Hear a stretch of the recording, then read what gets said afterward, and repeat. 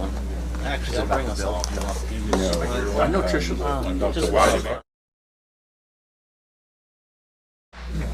Call the meeting to order. Daniel, 18. We shipped the B team down to Arizona, so we got the 18. Please take the roll. Councilman Matthew Bundy. Present. Councilman Daniel Brennan. Present. Councilman Mike McCain. Present. Councilman Brad Stokes. Present. And Mayor Rich Sykes. Present. Let the record reflect that we do have a quorum for the Monday, November 22nd, 2021 agenda. So what we're going to do is we're going to go to presentation, recognizing for COP volunteer Ken Robertson and Wayne Tanton. So Chief Connors, this is your boat. All righty, guys, come on up with me. Thanks, Paul. So as you all know, we had the COP. We had the COPs helping us out for the Spooktacular event downtown, which was a huge success. We're very happy to have them. We learned quite a few things about having Spooktacular downtown, and we were extremely grateful that these gentlemen were there. They played a vital role in providing traffic control. Specifically, I think the worst one was American Legion and Main Street. People trying to come straight through, people trying to turn left, and people trying to cross the street. So quite a bit going on there. If you were out there and you heard a whistle, I think I was this guy. So, but they did a fantastic job keeping everyone safe, keeping people, keeping the kids across the street back and forth and that. And they really took it, kind of made it their own, and took it upon themselves to kind of take control of those intersections. And so we wanted to recognize them this evening. And so we have a little outstanding service award here for both Wayne and also Ken. So I'm going to read yours, Ken, so I don't have to hold it for him. So, anyways, Outstanding Service Award. The Mountain Home Police Department proudly presents this award to both Wayne Tanton and Ken Robertson in recognition and deep gratitude for your outstanding service and significant contribution to the 2021 City of Mountain Home Spooktacular Trunk or Treat. Thanks to your long hours manning the downtown intersection and helping hundreds of children safely navigate and cross one of our busiest roads, this event was one of our most successful yet. Thanks to you and your hard work, our citizens and children stayed safe while enjoying a large-scale event. Your service and dedication to the citizens on patrol have made all the difference to our organization. Thank you for all you do. Awarded this 22nd day of November, 2021.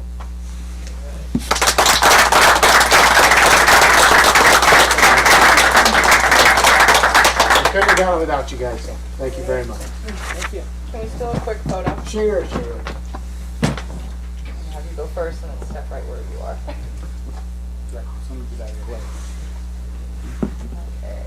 1, 2, 3. One more. Perfect. Thank you, guys. Thank you, man. Thank you. We're going to kind of switch this up really quick before we get into public hearing really quick. We're going to recognize the persons in the audience, limited 3 minutes. That's, you can talk about anything that's not on the agenda. Would anybody like to get up and speak for... All right. Come on. I'm going to have this gentleman come on down. Not on the agenda, right? Right. Anything that's not on the agenda. Well, I want to say thank you for letting me. I don't know if you guys remember this, Foghorn Leghorn. Yeah. It was one of my favorites. Thank you for letting me speak for a couple seconds. I just wanted to bring up the number one. I wanted to thank Councilman Bundy for all the service he's put in all the years. I understand he's going to be leaving us pretty soon. I want to congratulate Councilman Brennan and Thank you. And I think it was Julie. Becky Garvey. Becky, I'm sorry, that won the election. So I wanted to bring up a little bit about the dog park. I called the city and I found out there's how many people actually license their dogs, and there's only just over like 400 people in this town. And I have been running up and down these streets for 2 years, and I know that every third house has at least one dog. I know there's at least probably 4,000 or more dogs in this town. So I was thinking, to keep our dog parks safe, when you go register your dog with the city, and it's only $10 a year, they check to make sure that the rabies shots are done. And that usually generally includes parvo and kennel cough and the other viruses that come along with dogs. If they don't have their vaccinations, they can go into the dog parks and leave these viruses around for the other dogs. And it's unsafe, let alone the chances of getting rabies. Now, I know rabies is pretty much eradicated, but there still is a chance of that. And if somebody gets bit by a dog, heaven forbid, and they do get rabies, well, I'd hate to see the city be liable for something like that.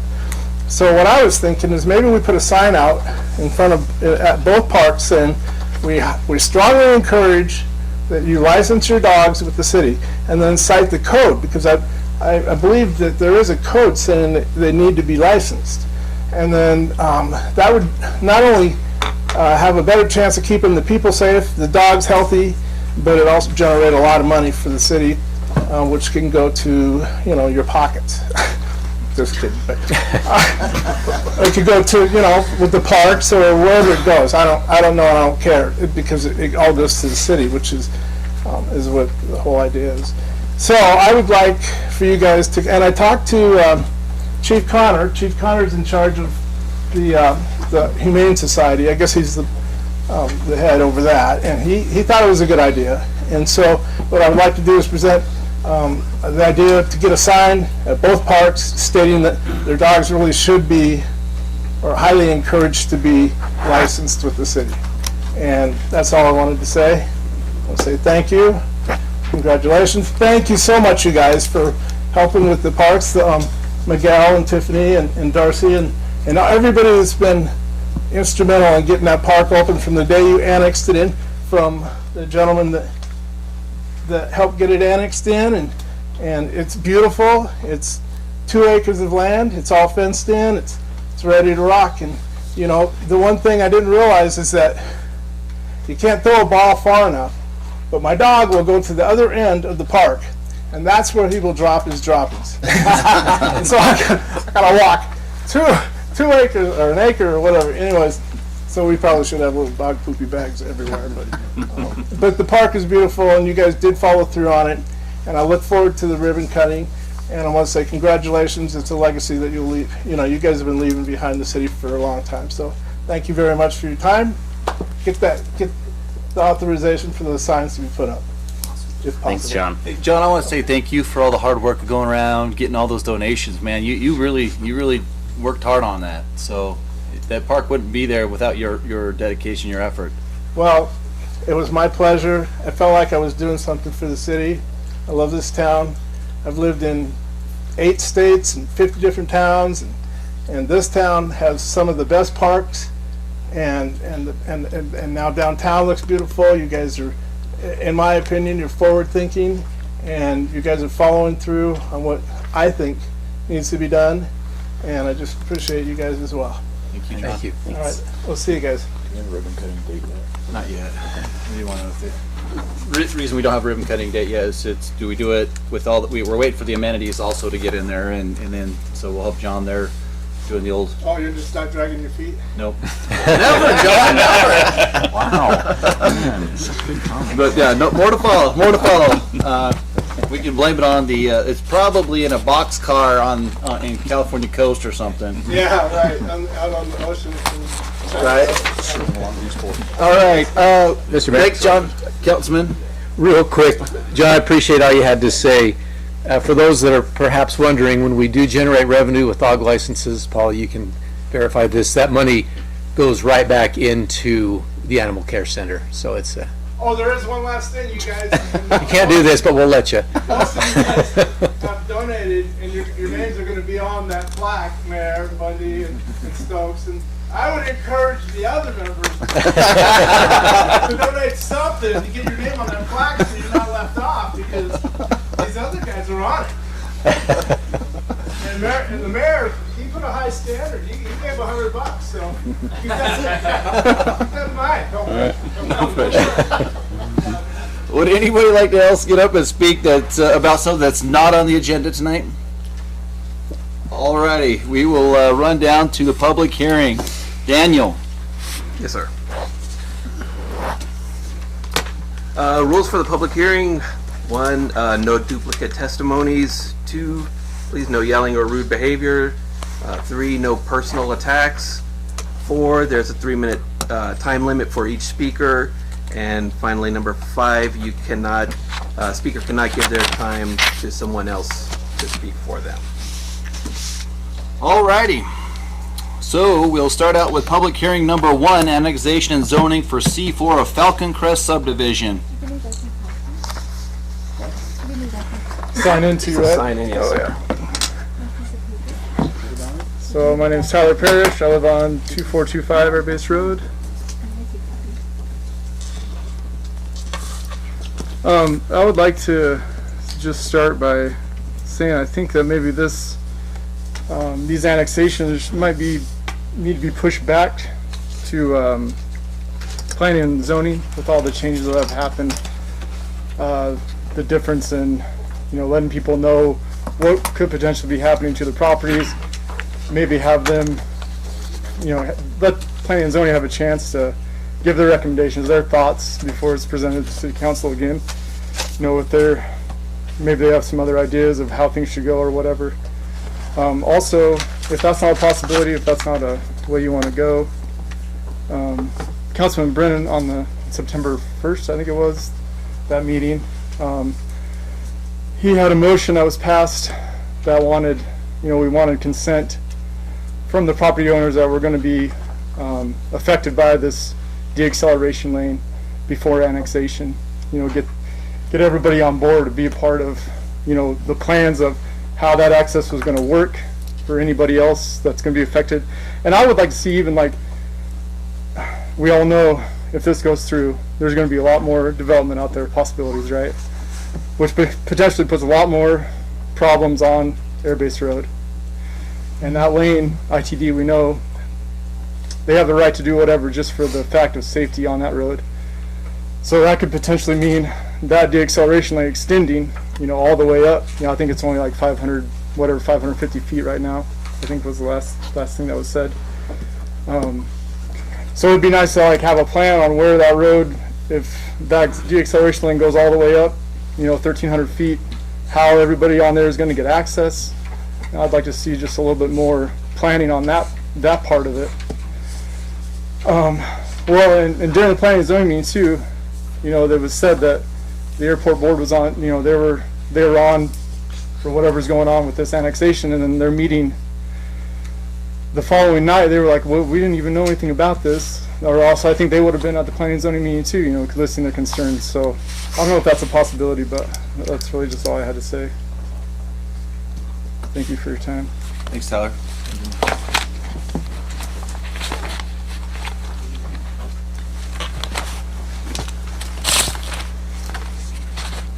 Tracy LaFever, 355 Southwest Flyby Avenue.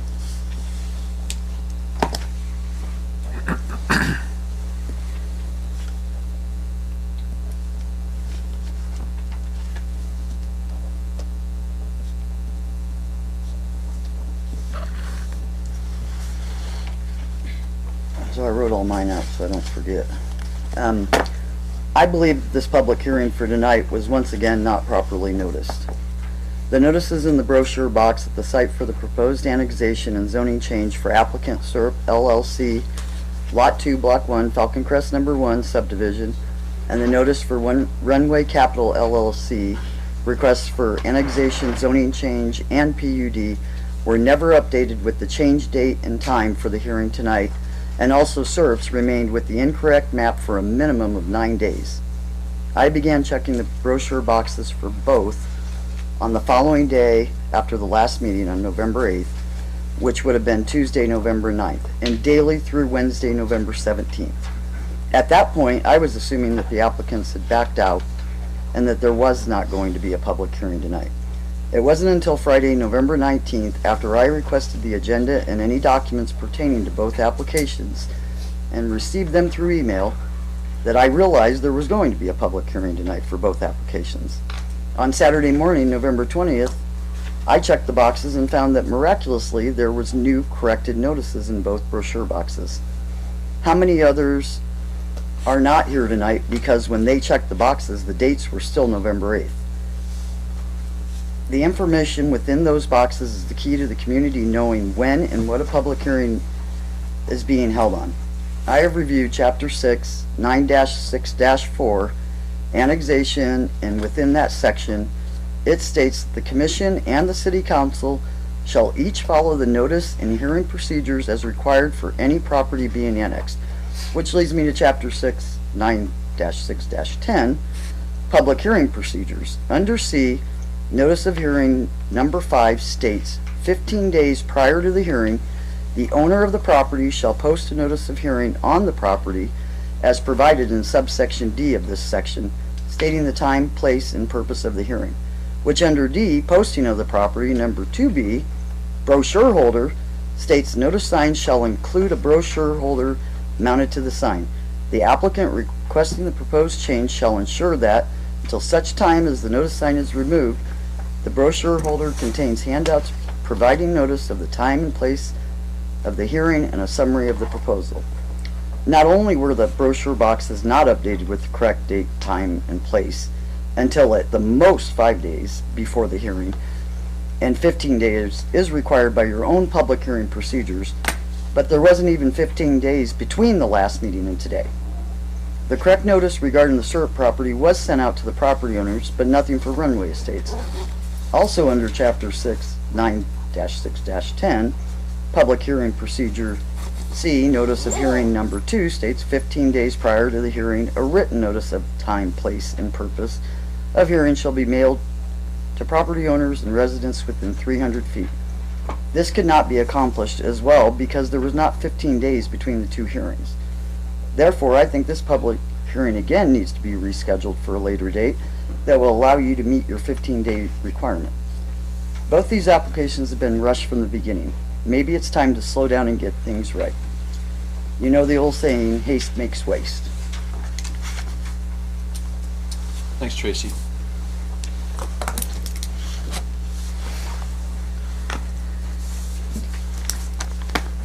Mr. Mayor? Councilman Stokes? I'd suggest a recess considering some of this information and legal talk about this. This was the last meeting. I believe you'll recall that legal counsel that the mailing of that, the notice that required under the state statute for that public hearing was mailed to all property owners. In addition, everyone who had an interest in it was present at that meeting the last time, so they had actual notice of it.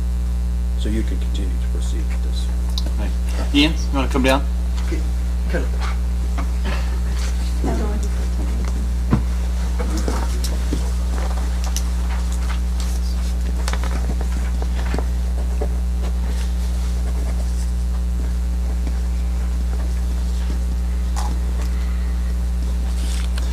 My name is Ian Morcott. I'm on the Airport Advisory Committee, and we have a statement regarding Mr. Mayor. the land annexation. We're on a public hearing for a specific issue, aren't we? Yes, this is, I think this is for Runway Estates or Crest or right, Ian? This is for both. It covers For both? Okay. Yeah. Both, okay. Yeah. Okay, go ahead. No, you're good. Okay, so the Airport Advisory Committee has a duty to provide guidance to the City of Mountain Home to safeguard the municipal airport's future economic growth, viability, and utility, as well as preserving the safety and quality of life for the current and future residents of Mountain Home. The Airport Advisory Committee agrees that the lack of affordable housing is an urgent concern for the city and its residents. In response to this need, the city is currently considering annexations, which would enable a planned urban development in close proximity to the airport, the Mountain Home Municipal Airport. The city is also in the process of developing an airport overlay to guide the planning decisions that are in close proximity to the Mountain Home Municipal Airport. Approving high-density residential properties in close proximity to the airport limits growth opportunities that could drastically affect the future economic impact of the airport. A comprehensive 2010 study of airport land use compatibility underscores the persistent local government underestimation of the long-term hurdle and incompatible land use raises. Quote, local jurisdictions appear to generally understand and appreciate the overall economic benefit of an airport. Most, however, do not view land use incompatibility issues as truly jeopardizing the existence of the airport. While the overall economic impact of the airport is demonstrated or calculated in some communities through economic impact studies, there typically isn't enough emphasis placed on the incremental economic impacts of incompatible development near airports, end quote. Therefore, the Airport Advisory Committee strongly recommends that the mayor and the city council institute a moratorium for land annexations or planned urban development located within the proposed airport overlay until the airport overlay is adopted in its final form. This will allow for the careful planning of current and future proposed projects within the airport overlay and the City of Mountain Home master plan and zoning regulations. Thank you. Thanks, Ian. See ya. Would anybody else like to get up? Come on down.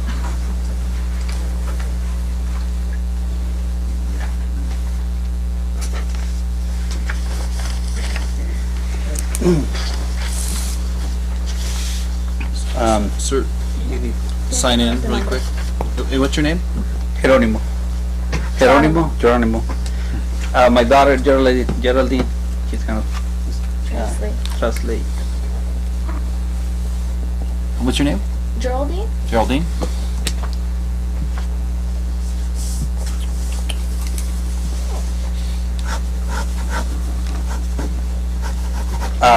Thank you, Mr. Matthew, Mr. Daniel, Mr. Mike, Mr. Brad, Mayor, thank you. Not the address? Sí, yo lo entiendo tú.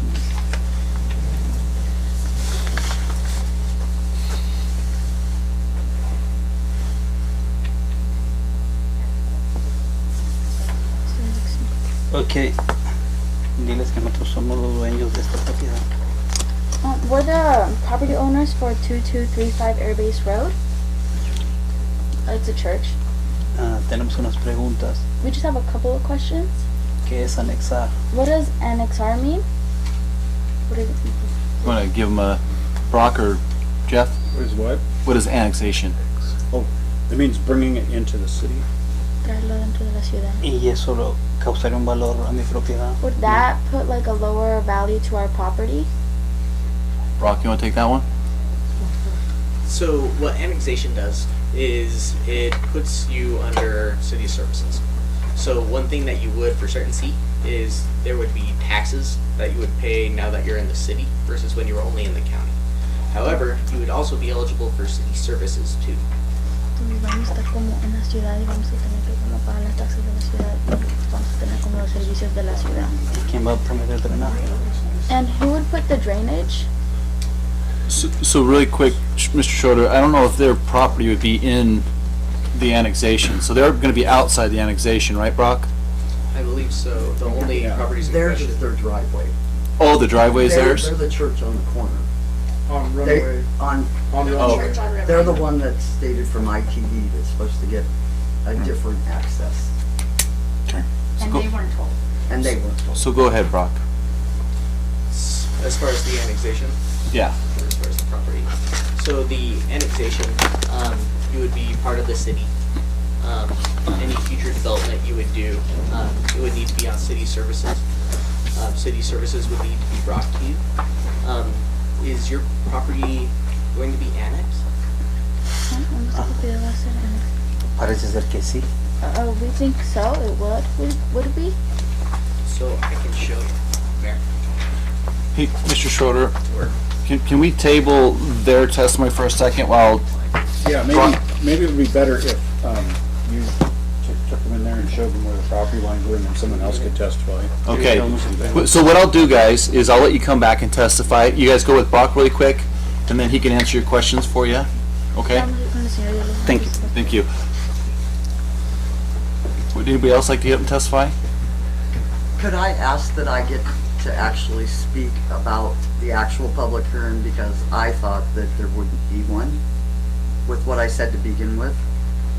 Why would you- Chance to testify. So would anybody else like to get up and testify for annexation zoning C4 Falcon Crest? Go ahead.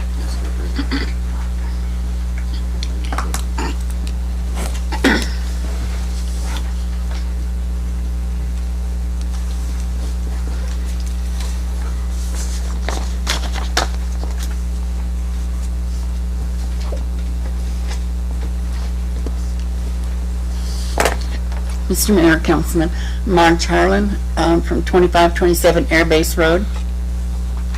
My property houses 3 businesses, and I don't feel that annexation of either one of these properties would be good for my business. First off, there's going to be so much traffic. I'm concerned about the access, especially if you put a slow down lane to turn in there. How is that going to affect my property? How much of my property will you be taking off or incorporating in this? And how can we be assured that my businesses still have access and their customers can get easily in and out of there? So at this point in time, I just don't feel that there has been enough research done on this to incorporate either one of these subdivisions. So that's all I had to say. I just don't care for it. Thanks. Thanks, Marge. I'm Laura McManus. I'm at 2425 Airbase Road as well.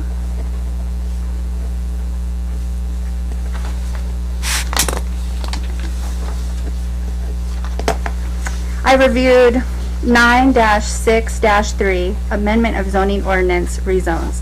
Under a general standards applicable to zoning amendments, rezone ID states, 1D states, will the proposed uses be designed, constructed, operated, and maintained to be harmonious and appropriate in appearance with the existing or intended character of the general vicinity, and that such use will not change the essential character of the same area.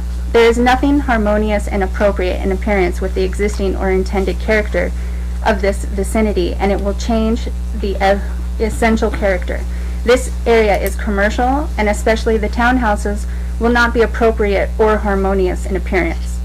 Under the same section, 1E states, will the proposed uses not be hazardous or disturbing to existing or future neighboring uses? Yes, they will be disturbing to existing neighboring uses because of the minimum requirements ITD will be making of the developer when he applies for a right-of-way encroachment permit, which will require a de-acceleration lane in total length of 520 feet prior to any development, not at full build-out, as was stated in previous meetings. This can be verified by email dated September 21st from Reagan Hansen from ITD. The de-acceleration lane will have to be 12 feet wide and have an 8-foot shoulder, which totals 20 feet.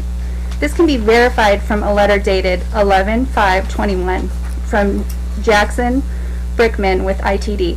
The developer will also have to provide cross-access rights off Southwest Runway Place to parcel number RP 0001820010040, currently a church, because they will lose access off Airbase Road because of stated at the August 23rd meeting that I quote, I know those people personally.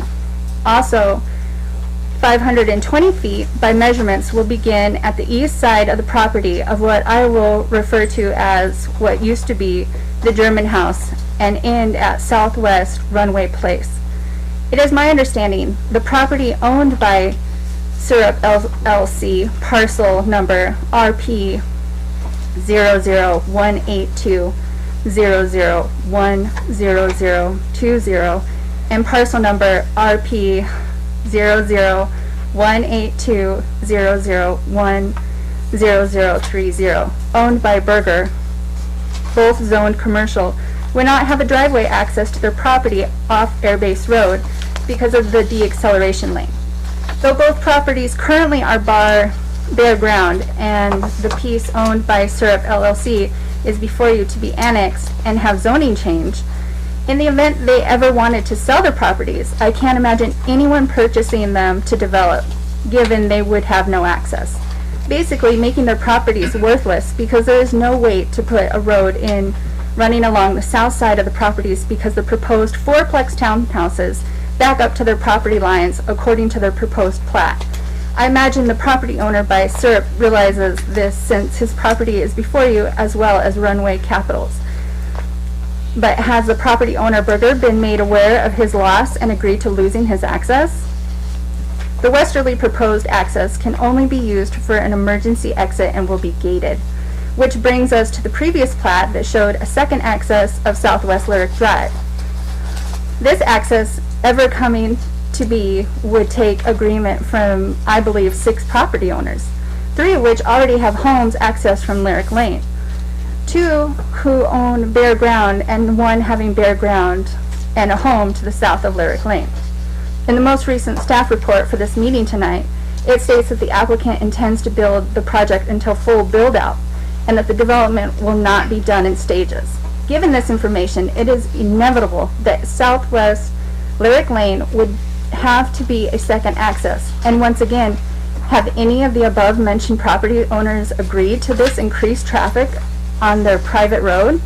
It only seems sensible to not approve these annexations, zoning changes, and the PUD because there are too many property owners and businesses that will be affected and have not agreed to giving up their access. I've also reviewed 9-6-4 annexation under section C2D states, promote other goals of population balance, contiguous development, and prevention of cost due to leapfrog development. And under the same section, 2E states, promote to keep city limit boundaries that are squared off and not irregular in shape. This development and the request of property owner SERP LLC for annexation and zoning change is not in accordance with the before mentioned sections of the policy. This would not only be a leapfrog development, but is not squared off within the city limits. The closest property within the city limits is Mountain Home Municipal Airport on the north side of Airbase Road. The next closest property within the city limits is a Chevron on the corner of Highway 51 and Airbase Road, approximately a quarter mile away. There is no other surrounding property within the city limits. I would also like to go back to how irresponsible it seems of the city to decide on the proposed annexations and zoning changes of any land near the airport and or preliminary plat of Runway Estates prior to having the airport overlay completed. Since August 9th, all meetings had the airport overlay brought up, and it was said that it was about a month out of completion. At the September 1st meeting, the mayor said he had a draft from Brock and needed to review it. We are coming up on almost 4 months after the airport overlay was originally discussed, and I don't believe it has been completed at this time. This type of development should not be in such proximity to the airport flight path. There is a reason the area is currently zoned commercial. I don't think any part of the rezoning, annexing, or preliminary plat should be approved until the developer meets all the requirements prior to approval, which means all affected property owners agree to loss of access, change of access, or increased traffic on private road. There are way too many requirements that would have to be put on it. If there is a chance the developer is unable to meet all requirements, there is no sense in annexing or rezoning the property in question. Lastly, I would like to state on record that this project has been the most untransparent and rushed proposal that I have seen. Information from the start of this project in July has been less than forthcoming, and things change with each meeting. Every time this project has had a new meeting date after being tabled, nothing has been brought back referencing the request by the council when tabled. So why are any meetings ever scheduled? Thanks, Laura. Councilman McCain? I think we've jumped ahead of ourselves here. If I'm misstating, would you set me straight? We have 2 different applications here for annexation. The first one is Falcon Crest. Falcon Crest has nothing to do with Runway Estates. we have to annex that one before we even get into the next public hearing. Or are we can we listen to both of them at the same time? Might as well. Okay, as long as we can hear them both at the same time, I just didn't want to get all the way through it and then go back all the way through the second one again. Okay. Go ahead, Council Brennan. I just want to ask, Laura, would you mind allowing us to make photocopies of your reports so that I can reference all the statutes or ordinances you referenced? Thank you. Did you get all your questions? I jotted them down too. Did you get all your questions answered? One question. Yes, sir. Yeah, he answered one question. Do you have any other testimony you want to give this body? Come on down.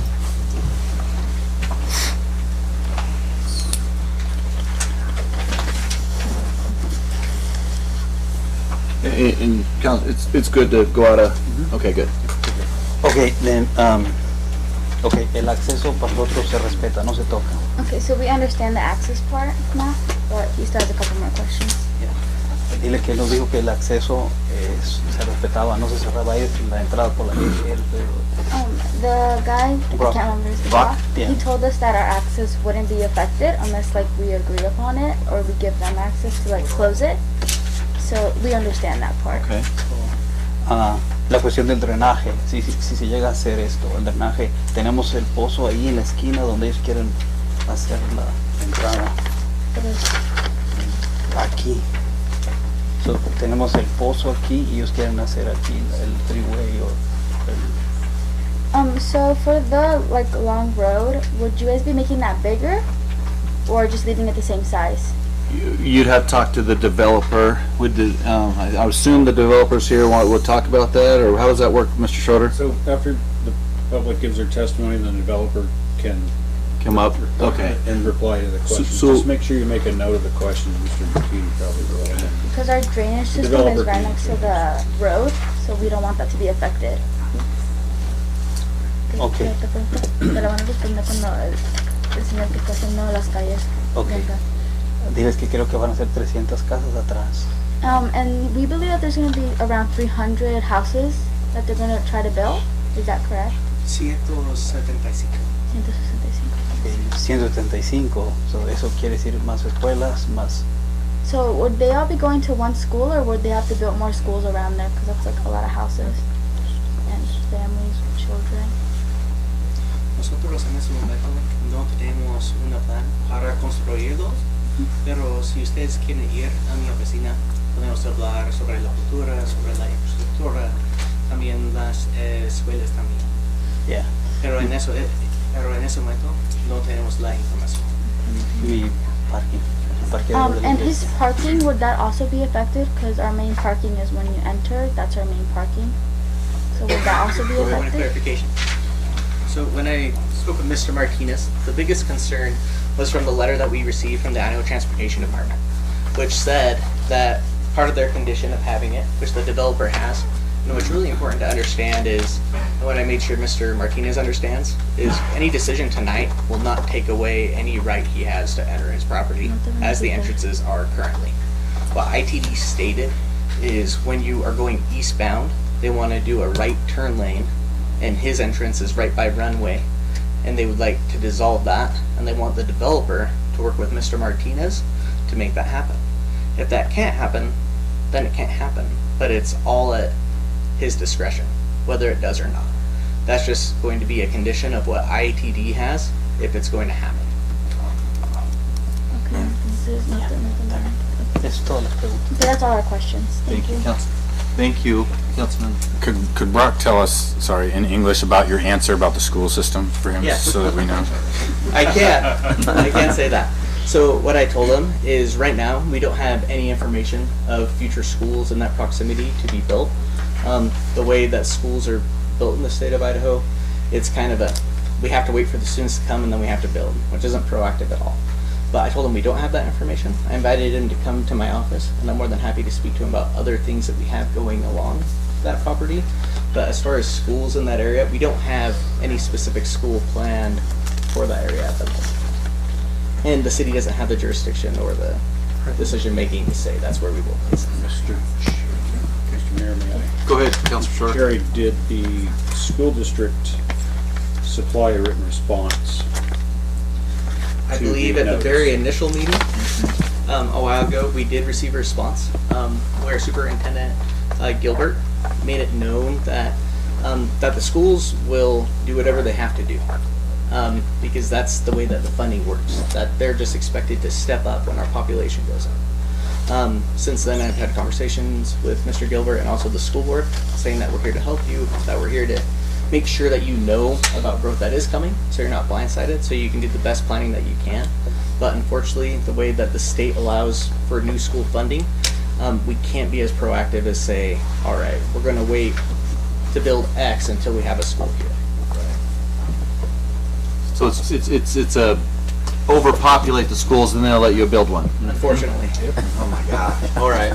That's not good. All right. Thank you. Thank you. Thank you. Would anybody else like to get up for annexation and zoning of C4 for Falcon Crest subdivision?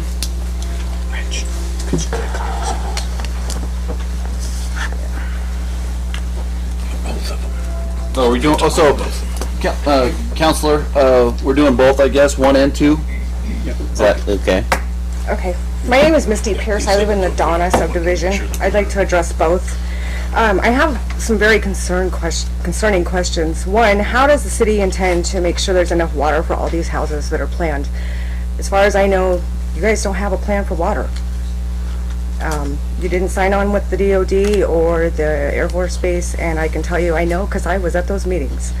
How is the city going to ensure all the proposed housing units will be affordable to the local residents who are currently looking for housing and cannot afford the astronomical prices of the houses selling at $300,000 and up?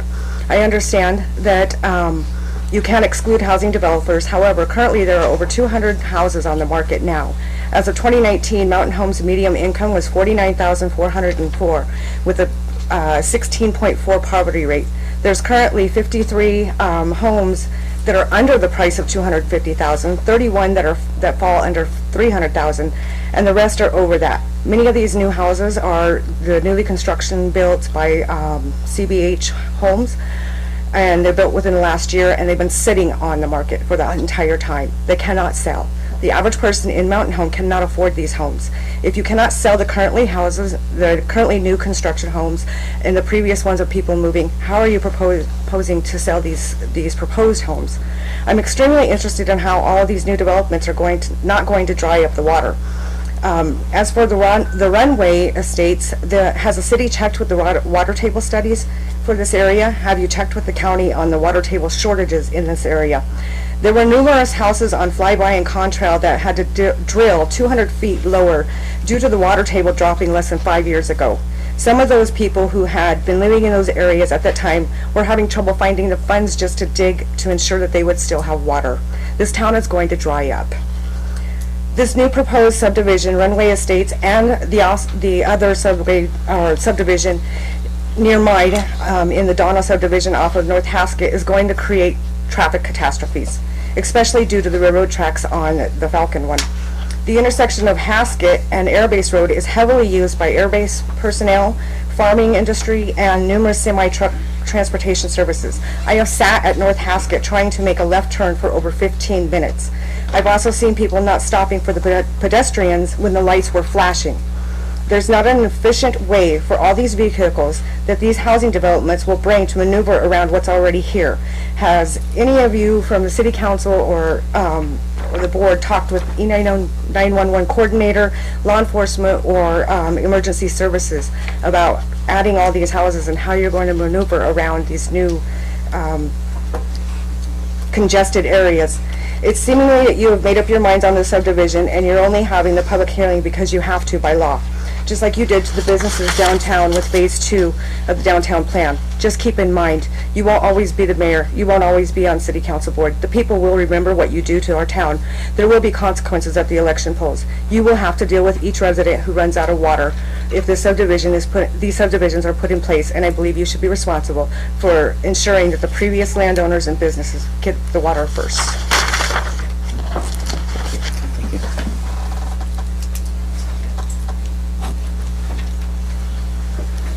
Alrighty. Anybody else?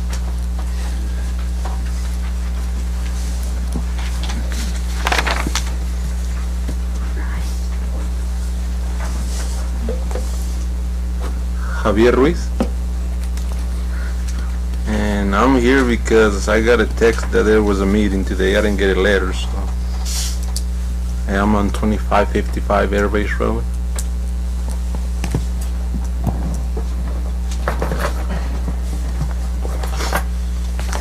And from what I've been hearing is that all the businesses, I just barely bought that land and I started my own business, and it sounds like we're gonna lose the entrances to our business, and that's not gonna be a good thing for us if that happens.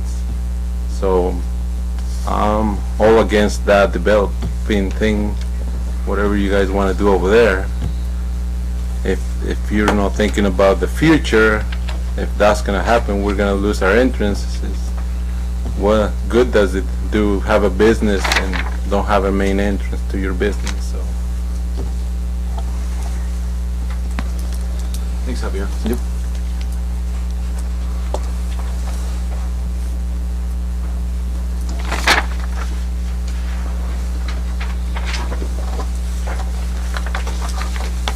Good evening, I'm Eddie Wilson at 1450 Northeast Quigley. And I've heard a lot of, You need to sign it. real quick. All right. Police, right away. I know.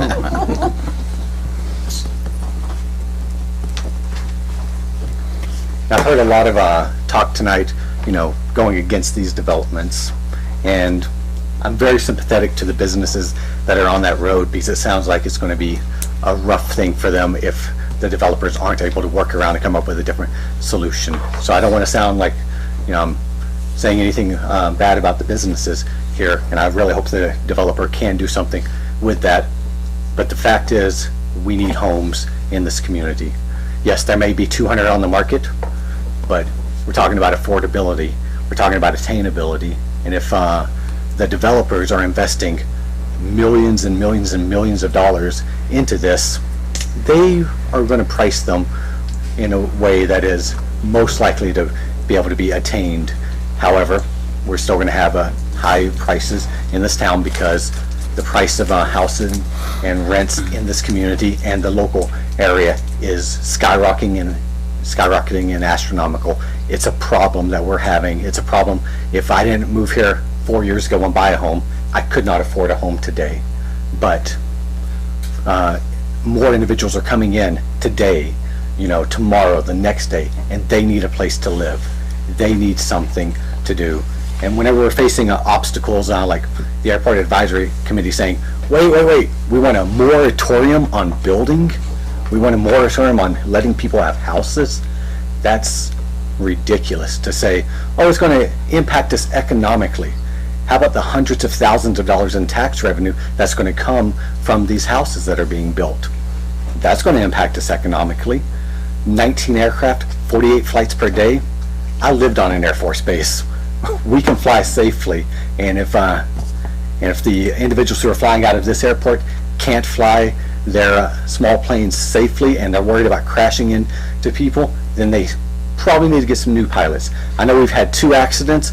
One guy forgot to put fuel in his helicopter and crash landed, and another guy had a little problem also recently. Outside of that, no issues. But whenever we get a committee coming in and saying we want a moratorium on developing housing, we're jeopardizing people's lives today. People who need a house, who need affordable housing, a mechanic, an HVAC individual, someone working at the cheese factory, a staff sergeant on base, they cannot afford these housing prices.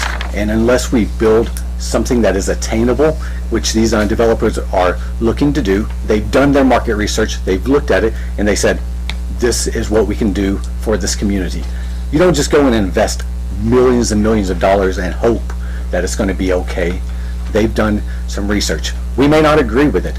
I may not like that they need a 550-foot slow down lane, but the fact is they can work with the community instead of just having it tabled and have the property owners come out and work with them to figure out a better solution instead of just stopping this or putting a moratorium on it. For the airport specifically, we've got McCall and Nampa who have high-density residential much closer than this airport has it, and they're able to do it just fine.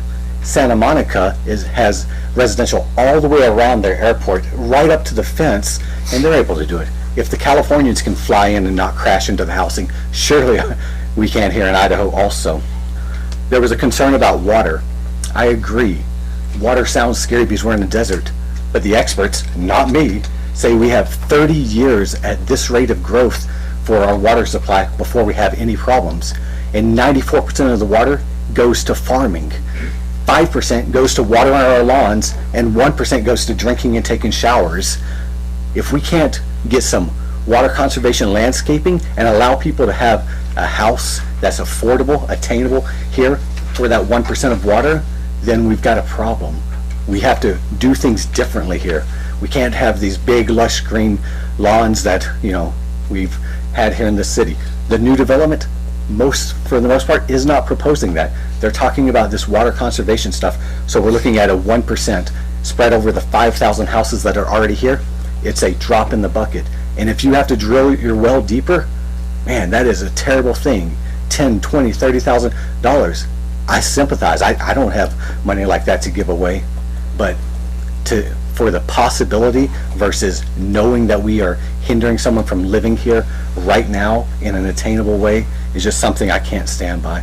So I appreciate you guys considering it and encouraging the developers to work with the property owners to come up with a new roadway to not affect the businesses, make sure they have water conservation landscapes, and give some flight lessons to the airport if they need it, so that they aren't worried about safety, because for 20 years I lived right next to an airport and we didn't crash into our own homes. Maybe we just have more hours of training.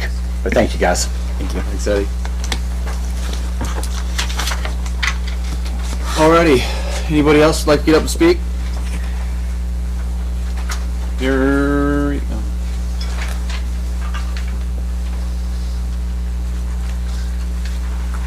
My name is Martin Pike, and I use the airport. I keep my little airplane out there. And the concern is not that we're going to crash our little airplanes into their neighborhood. I mean, it happens, but it's very rare. My big concern is the taxpayers spent a lot of money building that airport, and there's a lot of private money out there in hangars, already there, and we're going to put more tax money in it next year, building taxiways and hopefully getting more investment out there building hangars. And I'm building one next year. And I don't want to put that money in that airport, in that neighborhood there, the new neighborhoods go in and say, what is all this noise coming from? We need to close that airport down. And I've seen this happen before. And I don't want to put my money into this and end up with a useless hangar because they shut down the airport. Now I got a $150,000 hangar that's useless.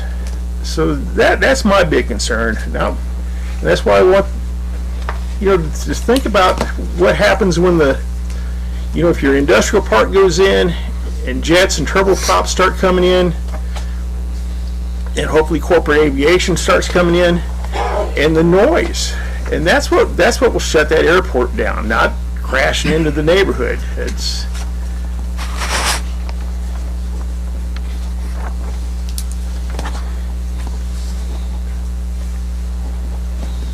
And that's my big concern. Thank you. Thanks, Martin. I want my lease screen.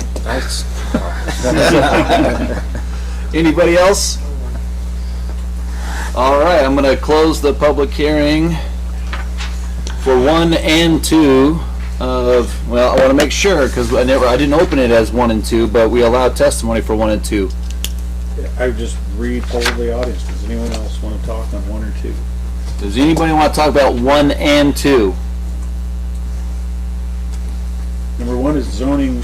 One is zoning for Falcon Crest Subdivision. Number 2 is a R4 Planned Unit Development PUD, primarily plat for runway estate. Sorry, Councilman. That's right. So 1 is being zoned commercial. Falcon Crest.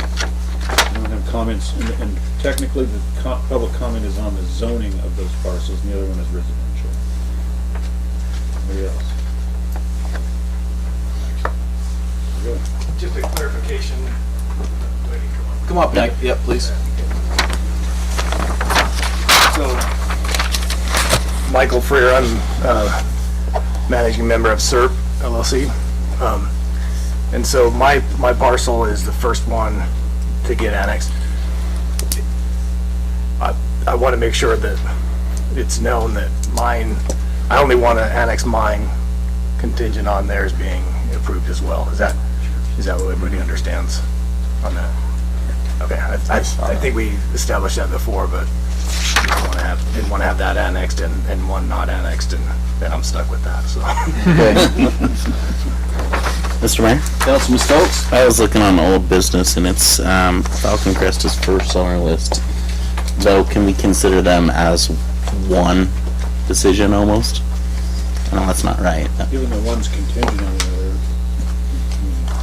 your findings of fact and conclusions of law will be different for either one, because you, as the one person testifying, the findings that you're required to make for the zoning part of the application are those 5, not just the 2 that were mentioned, but the 5 about not affecting. And those may be different for the commercial zoning designation and the go for the residential. But that's up to you guys.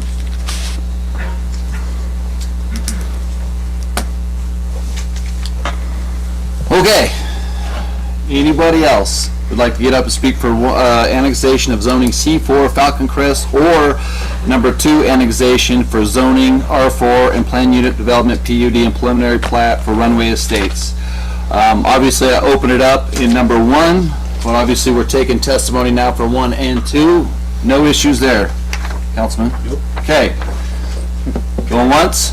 Could I say something since you're... For 1 or 2? For 2? For 2. Okay, go ahead. The only thing I wanted to say was, it's been talked about the affordable housing, and since I haven't researched this, but I do believe it was... She's already signed in. But can't you state her name so that when they do the minutes? Oh, sorry, yeah. Sorry. Tracy Lefevre. Thanks, Tracy. Anyway, it was asked in the very beginning from Danny, the developer, what the price range was on those houses. And he said that the townhouses, I believe, I want to say it was like 260. Well, you would know. What is it? And then the regular single dwellings were like 300 or it was, but that was actually stated early on at, I want to say probably maybe around September 1st, a September 1st meeting. But that was the around range that they said. Thanks, Tracy. Okay. Getting ready to close the public hearing. Going once? Going twice? Okay, I'm closing the public hearing for the annexation zoning C4 Falcon Crest subdivision, and number 2 annexation planning and zoning R4 with the plan unit development and preliminary plat for Runway subdivision. We've already recognized persons in the audience. I'm just going to go down to the council. Conflict of interest declaration. Has any city councilman received information pertaining to or otherwise had any contact with any person regarding items from the city council agenda? If so, please set forth in the nature of the contact. I will tell the council, Ian brought in, what you guys got today was the thing from the advisory committee is what I've got, and that was all I've had any contact with that's on my end. Commissioner. Councilman, Brennan? I did receive an email from Misty Pierce on basically the exact same topic she talked about today.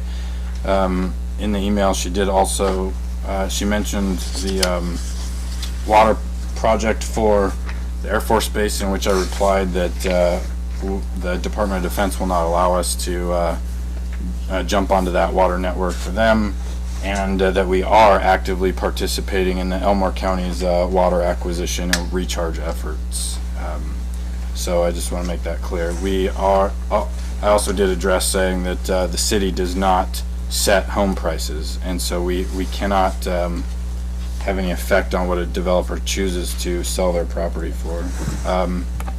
this discussion will have no, what's the word I'm looking for? Bearing or Yeah, no bearing or conflict on the decision I'll make here in the future.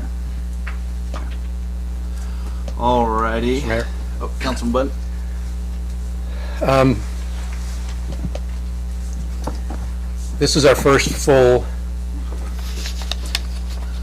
public hearing because of various reasons that have pushed it off.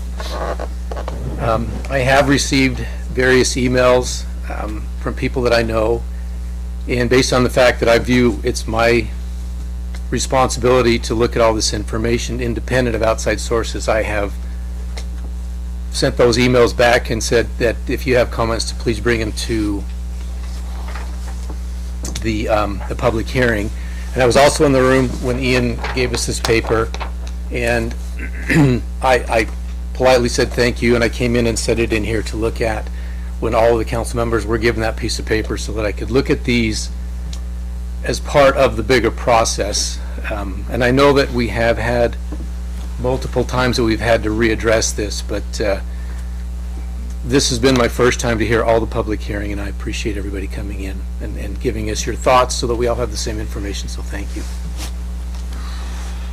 Okay, we're gonna run down the consent agenda. I think this is the smallest consent agenda we've ever seen.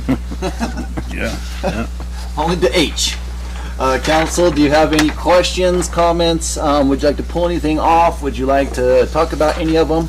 Mr. Mayor? Councilman Stokes? I just had a comment on G. I noticed that the percentage of registered voters was very low, so I'd encourage Mountain Home residents to vote more. 17%. Councilman, any other ones you'd like to discuss, poll, comment on? Mr. Mayor? Councilman Brennan? I have a discussion for item H, which is the destruction of surplus property. Okay. Chief, would you mind coming forward for just a second? Well, I'm going to find that memo here.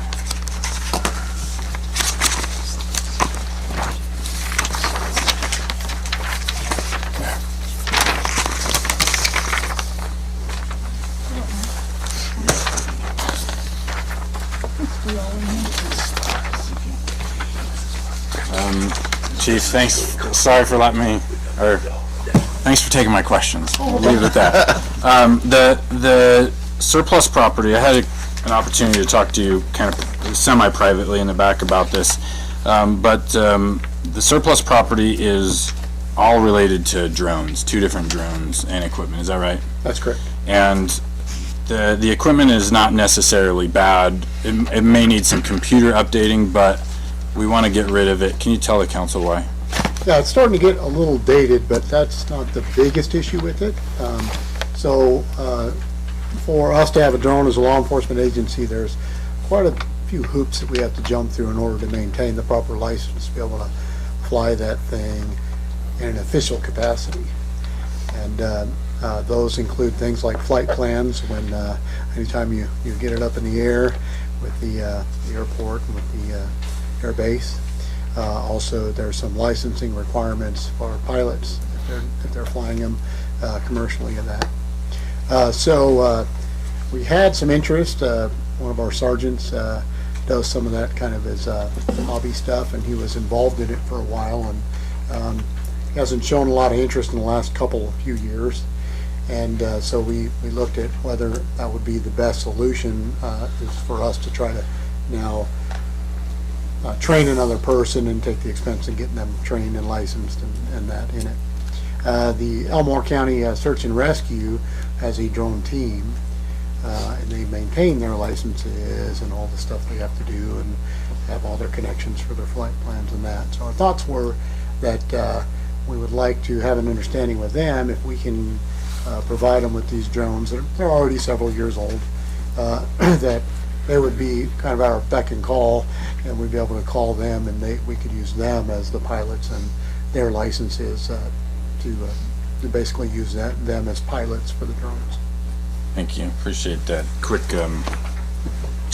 synopsis, I suppose. And so just the equipment is going on 3 years old. It's not out of date, but it might be needing some updating. And with the agreement with Elmore County Search and Rescue, I was personally hoping that before we hand the equipment off, or maybe before we declare it as surplus property, that we get a written letter of understanding, or whatever the proper MOU might be, so that we can show that, one, they will respond when we ask, and for the price of handing over the drones that are valued in excess of $1,000, at least at new cost, I would suppose.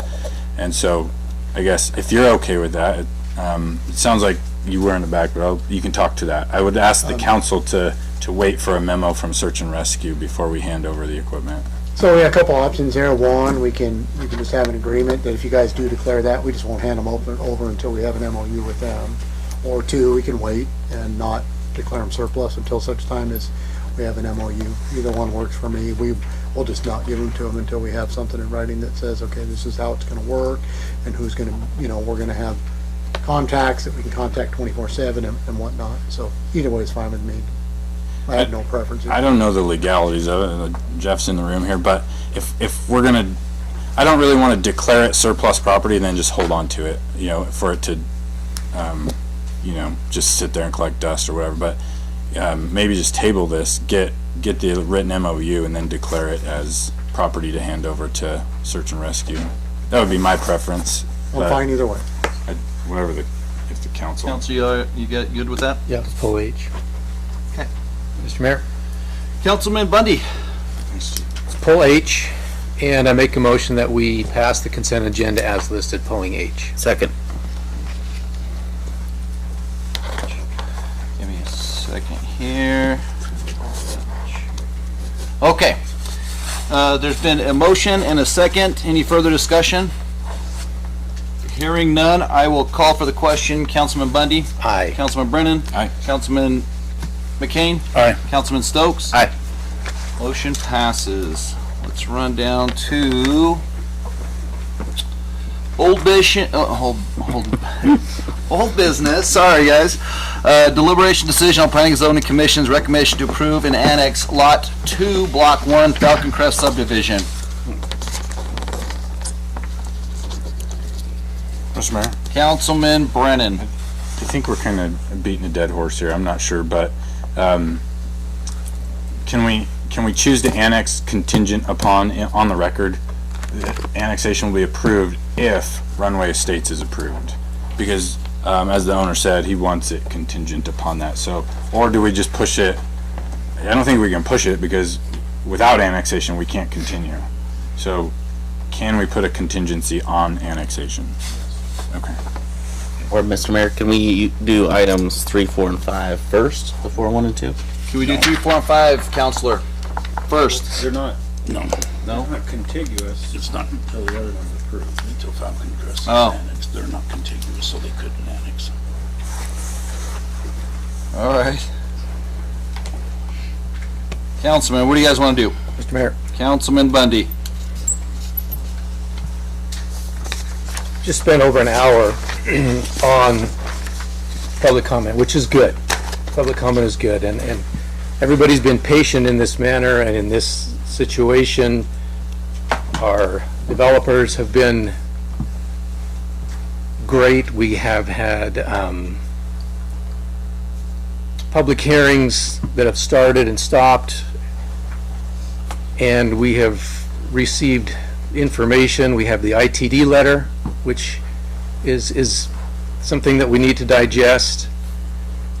There's the talk on the airport overlay, and to use some of words that were also spoken earlier, haste makes waste, and I think the airport overlay is a very tough scenario based on personal property rights. It does change personal property rights when you put an airport overlay on. And I think at the core of this whole issue is personal property rights. Number 3, the third thing I wanted to talk about, we had a very interesting public comment that cited many ordinances that we haven't had a chance to look at and see where we stand at. The water issue, I think the water issue was addressed in a positive and a negative. There are many things out there about the water, and I think the very important issue that we have out there is water, and the fact that we're using a tremendous amount for our lawns. And I think that's something that we need to look at. Do we restrict our water lawns because people need to move here? And the fact was made by another councilman that price is really not a determiner on whether or not we approve or disapprove.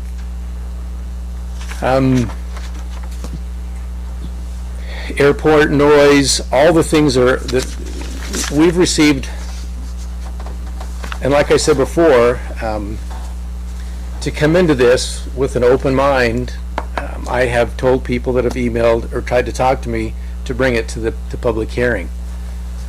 And I'm at this point right now where we have gone quite a while on this. And I don't want to say something unpopular, but I have to be perfectly honest here. With all of the new information that we have, with letters from ITD, with possible airport overlays, Mr. Mayor, at this point, I don't feel like I'm prepared to make a decision on this tonight, and I don't know how we hash all these items out in the next 30 to 45 minutes. I think this is our first full public testimony, and I apologize to the and I haven't spoken to you guys before and after either for this exact same reason. This is a very contentious issue that we now have for the first time our public testimony. So I don't know how the other three feel about it, but right now I have questions I need to answer, and I know that our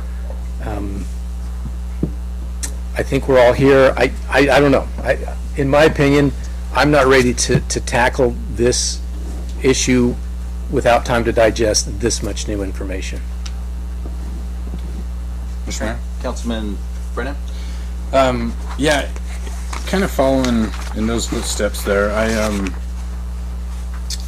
Where was I going with that? In order to keep the public hearing succinct to where we're not interrupting and constantly asking questions, I wrote down the concerns that I heard, and this goes for, we're just going to call it all 5 items on our old business that we're starting now. And so I'd like to just address a few of the comments that were made.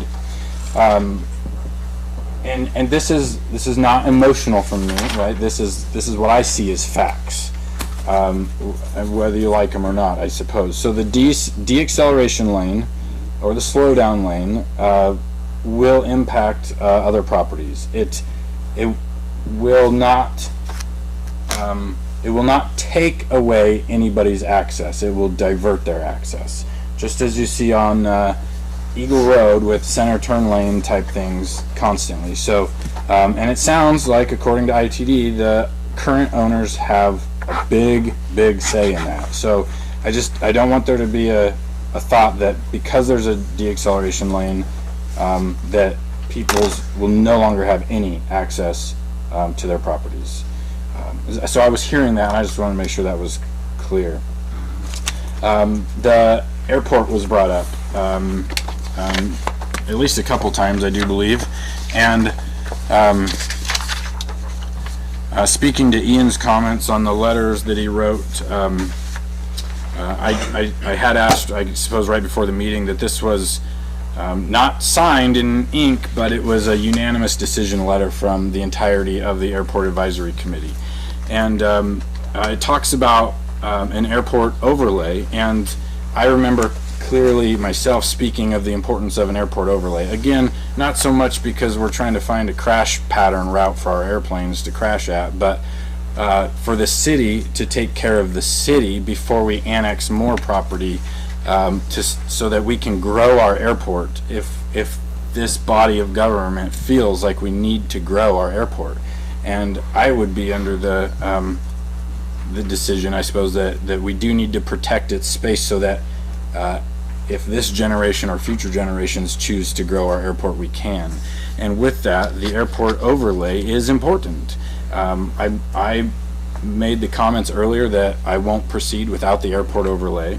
I have heard through the grapevine that a rough draft of the airport overlay has been completed, and for whatever reason it has not been presented to the city council.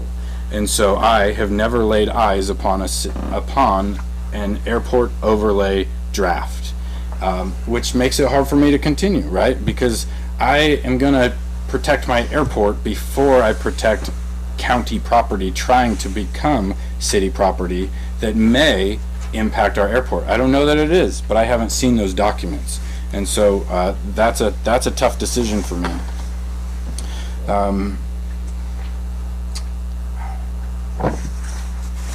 And then I might have missaid the name, but I wrote down Marge, the owner of the properties over there.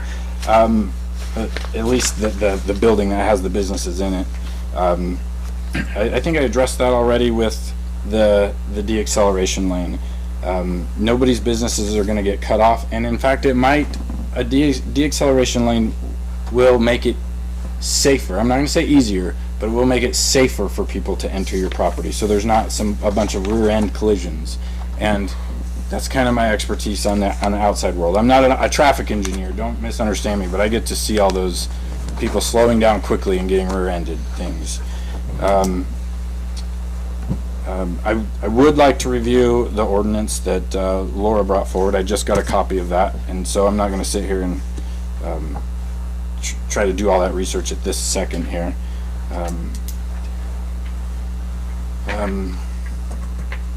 As Misty brought up the water stuff, the city is actively working with Elmore County in a working group to be a part of the aquifer recharge and water acquisition efforts.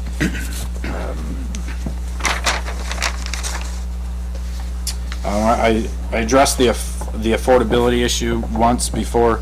The city has no say in the affordability of homes. And whatever plans come before us, we get to act on that particular design standard, I suppose. Talked about the airport, annexation, treason. Have my own notes over here from a few, feels like a few months ago at this point.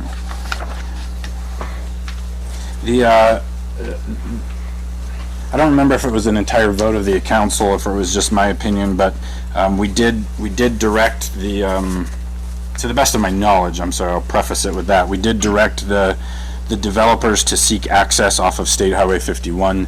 I think ITD came in and said that they don't require that, and so I don't think it's in the city's purview to require that, as long as all the other issues are met, since those are both state highways.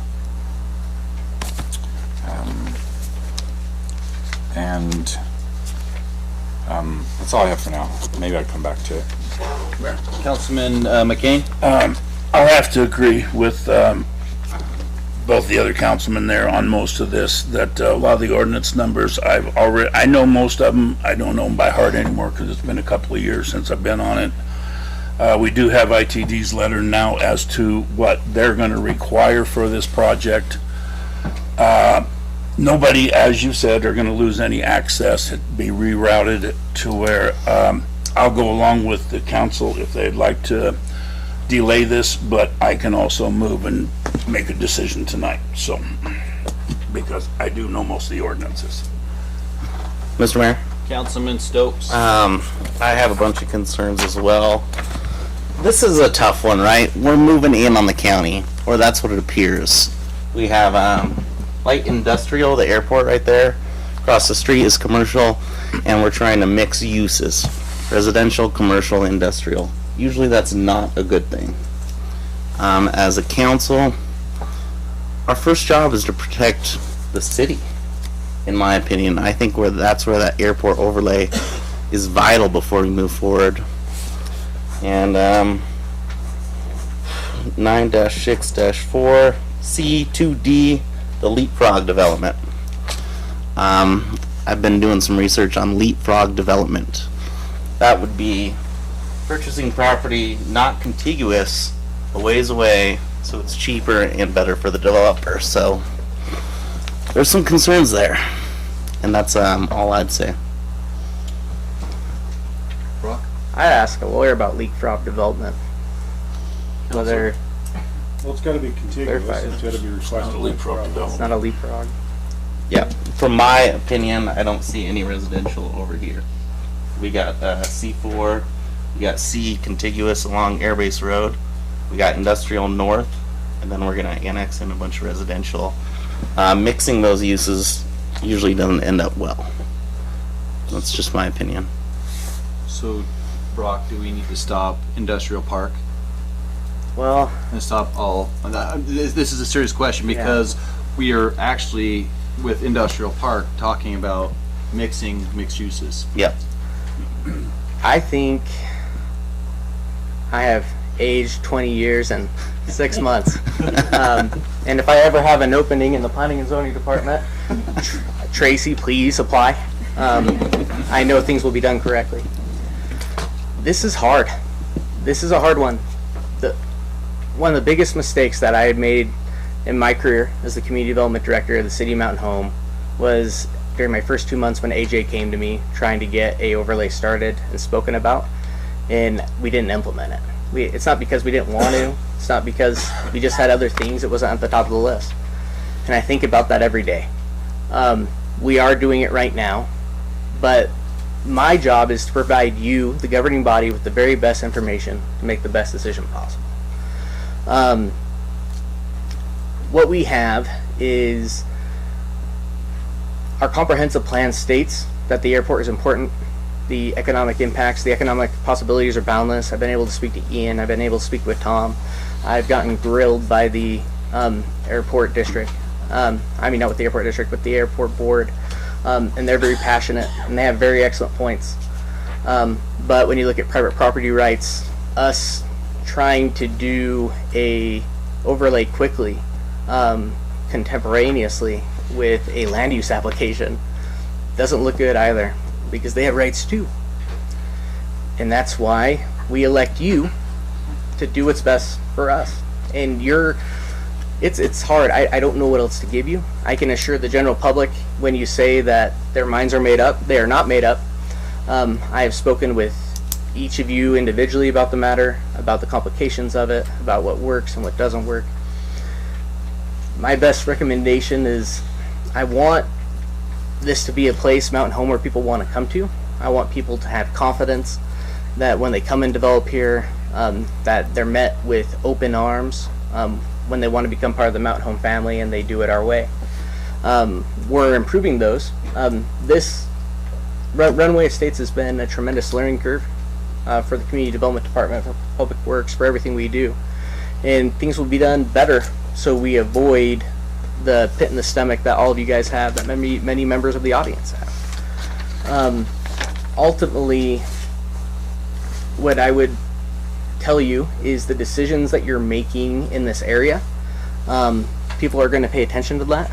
I believe if this was something that we were going to deny, that housing in that area should be looked at differently from the way it looks.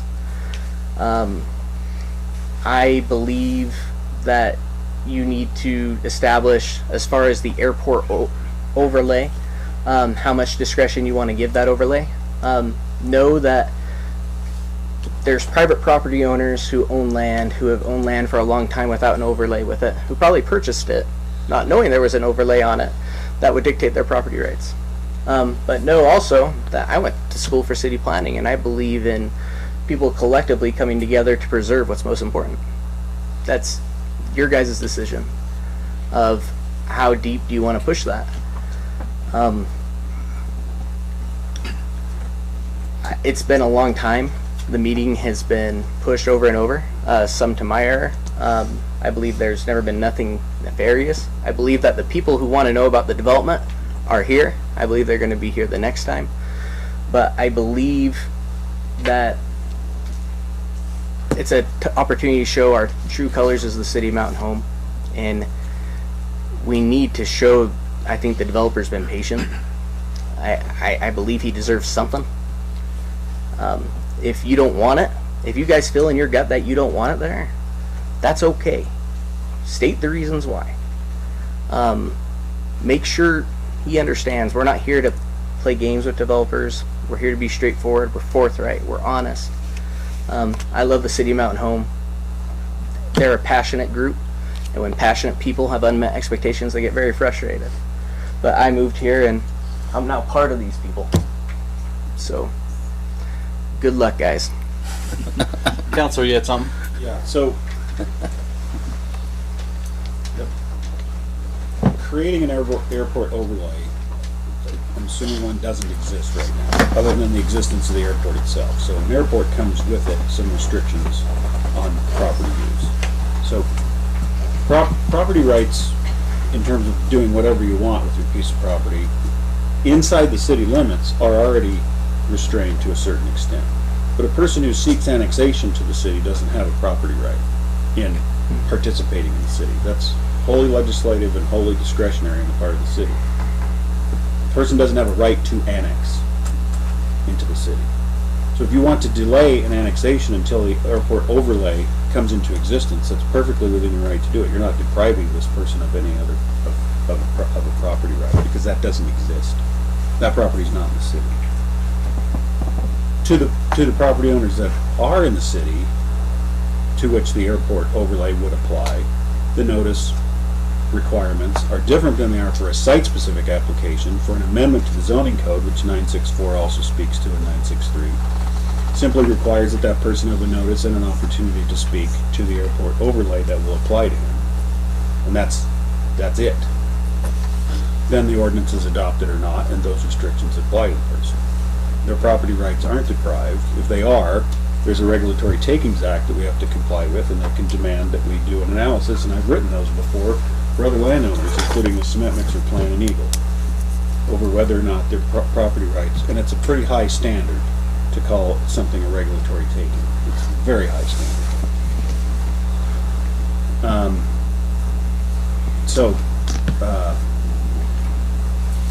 There's the 11 findings that you are required to make to zone the property if you should decide to annex it. Those findings have to be based on substantial evidence that that's contained in the record. So in order to approve an ordinance that, number one, annexes the property, and number two, assigns it a zoning with a planned unit development, you must positively make each of those 11 findings in a well-written findings of fact and conclusions of law that says that each of those have been met. Now, I was at the P&Z meeting and helped forward the findings, and then subsequent to that, we've had a ton of information come forward, including the specter of this airport overlay and the concerns of the Airport Advisory Board that weren't present at the Planning and Zoning Commission. So I'm not certain that you could make a positive finding in all of those 11 areas tonight. You may be able to after some subsequent review and deliberation and come to one conclusion or the other. And then the next thing that I had was the moratorium word you must be extremely careful with, because there are specific and explicit statutory standards in Idaho code for moratorium. And they're not met. I don't see how they could possibly be met. Well, maybe. If a governing board finds that an imminent peril to the public health, safety, or welfare requires adoption of ordinances as required or authorized under this chapter, or adoption of a moratorium upon the issuance of select classes of permits. So there has to be an imminent peril before a moratorium can. And that again, that moratorium would be depriving someone of a right that they possess. In this case, you're not talking. The airport board is not asking you to enact a moratorium. It sounds like it. That's the word they used in the letter. But legally speaking, that's not what they're asking for. I suspect what they're asking for is for you to delay annexing and zoning this property until the overlay is approved. That wouldn't be a moratorium. That's all I got. Mr. Mayor. Councilman Brad? I also wanted to talk about, I have to admit I'm stealing this from somebody else who didn't want to talk about it apparently, is part of the city's master pathways plan and pedestrian access. I want Brock to hear this, so wait a second. Yeah, they probably should. I didn't realize. Yeah. They probably skipped. I think Kind of skipped a step. The first mistake the city's made in this process, I'm sure. I don't think we gave the developer a chance to talk. Yeah, let Council Brad finish though, really quick. This is trying to pick my words carefully, is so far out there, right? And Brad talks about Leapfrog Development, and Brock argues that it's not. That's fine, but it is so far out there, and I wonder how it incorporates into the city's master pathways plan or a safe route for schools plan, because elementary school age kids that are going to be walking to school from, I don't know when kids start walking to school, maybe grade 3, 4, 5, something like that.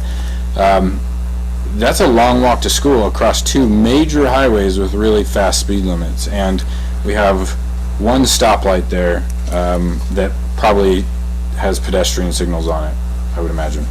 And so I can't talk about Leapfrog Development. I didn't learn about that, but I don't think that this development or this area of the county is ripe for development for the city of Mountain Home. I don't think we're there yet, and leave it at that. Go ahead. Well, we want to give the applicant an opportunity to speak. They have due process. I would just ask you, I know that there's a lot of thoughts and stuff going on. Let's be respectful to the applicant. I'd ask my fellow Mountain Homians, let's make sure we show our true colors. Let's be respectful towards the applicant and hear what they have to say and what they want to do in our home.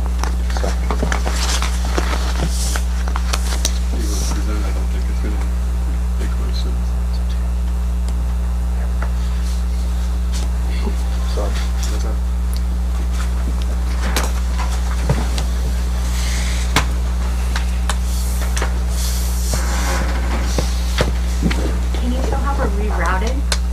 If our access is taken away, we show where we're going to be rerouted. Yeah. I have the 3 properties that will be impacted by the. So if there's more accidents, I think So, better. Brock, we let's get process rolling, please.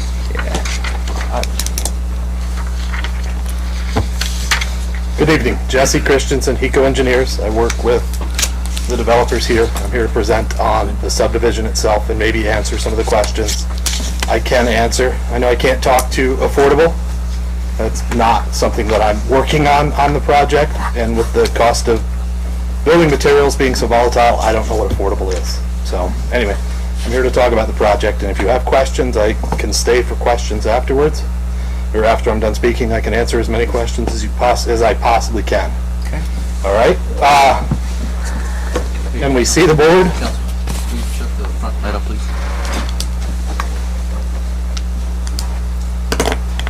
Fantastic. So I think a lot of people are very familiar with where this is, right next to the airport. We understand that well. I think 11 of the city's well system is to the northeast of it, with a pipe running down through the airport to the airport. Yeah, laser pointer. Do we have a laser pointer? Daniel. Should be over here.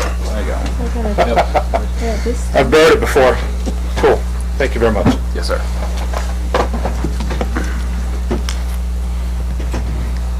Laser. Cool. This is our subdivision.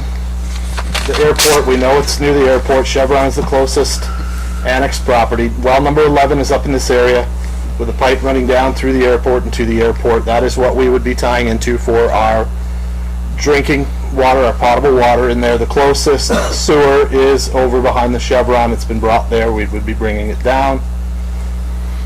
That's the general area of the subdivision. This is what we've been talking about. We have the townhomes in the front with single-family residential in the back. At some point, it was brought to us by City Council that we might suggest looking at extending Lyric Road down to the south. We just brought it to the border. I don't know where that has gone. Moved our stormwater basin over for possible expansion to the south and down to Lyric Road if that ever happened in the future with whoever chose to develop the area. ITD was involved early at our first planning meeting. They suggested a secondary access route, which we've talked about, put in here.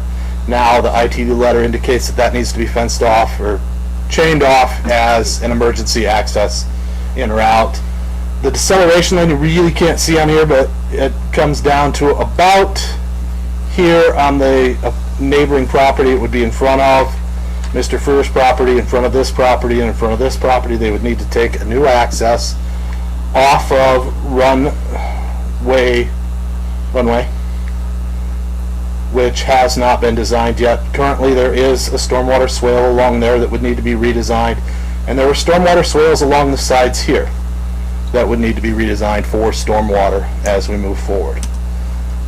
This was put together by a transportation engineer. I'm not a transportation engineer. I don't answer many questions about transportation engineering, but I can get answers to them. The 520-foot approach comes down. It does not interfere with the approach of this property here. It is in front of this one, and that one there. The new access to this property has not been designed. It hasn't been formally vetted yet through all parties involved. We intend to build 73 single-family detached homes and 25 fourplex units. Originally, we had 5 and 6plex units, but the City of Mountain Home Fire Department wanted no more than a 200-foot reach or something around the outside, so we brought those down to fourplexes. I can't remember what that is. A clubhouse is planned in the middle, a children's play area, stormwater retention basins, stubbing runway placed to the south border of our property for future development by others, and bringing sewer and water into the area that it's not there right now. City services in there. I think I want to go back. I apologize. The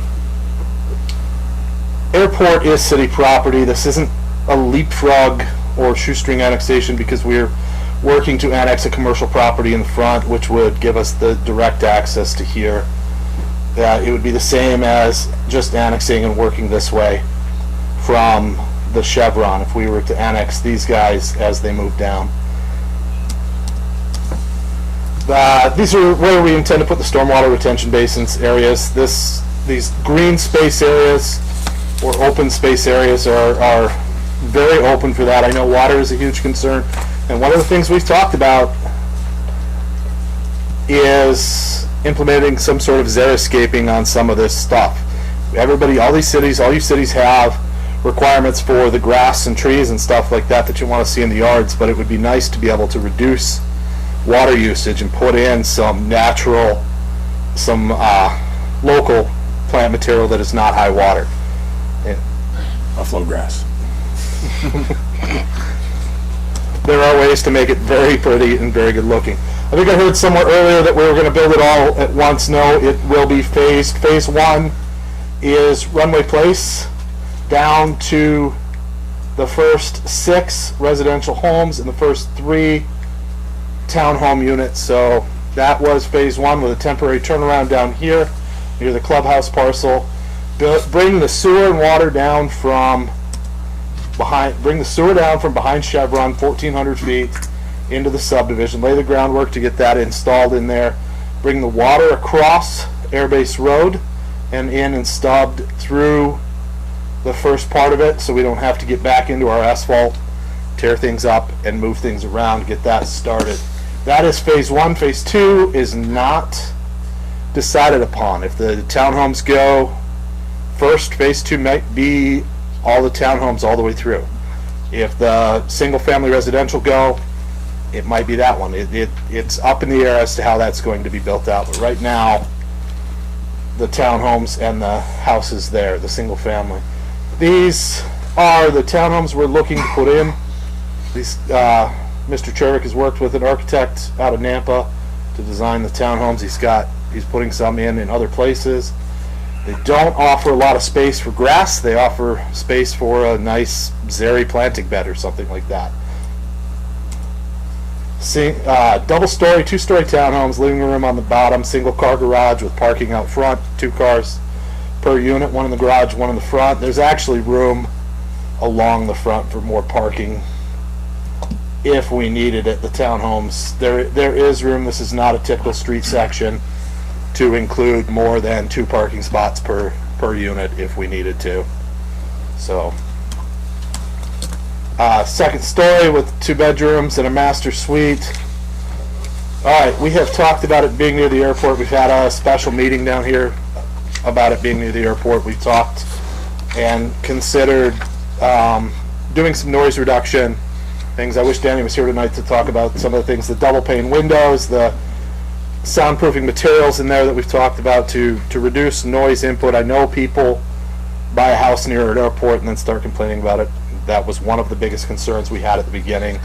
So dampening sounds is one of our best ways. One of the things is the vinyl mass lock sound barrier, you know. And then one of the things we've talked about and put together is a notification that you're buying a house near an airport. You sign it, you know you've bought a house near an airport. As things are expanding, things are getting louder, you've bought a house near an airport. Idaho has the Right to Farm Act, correct?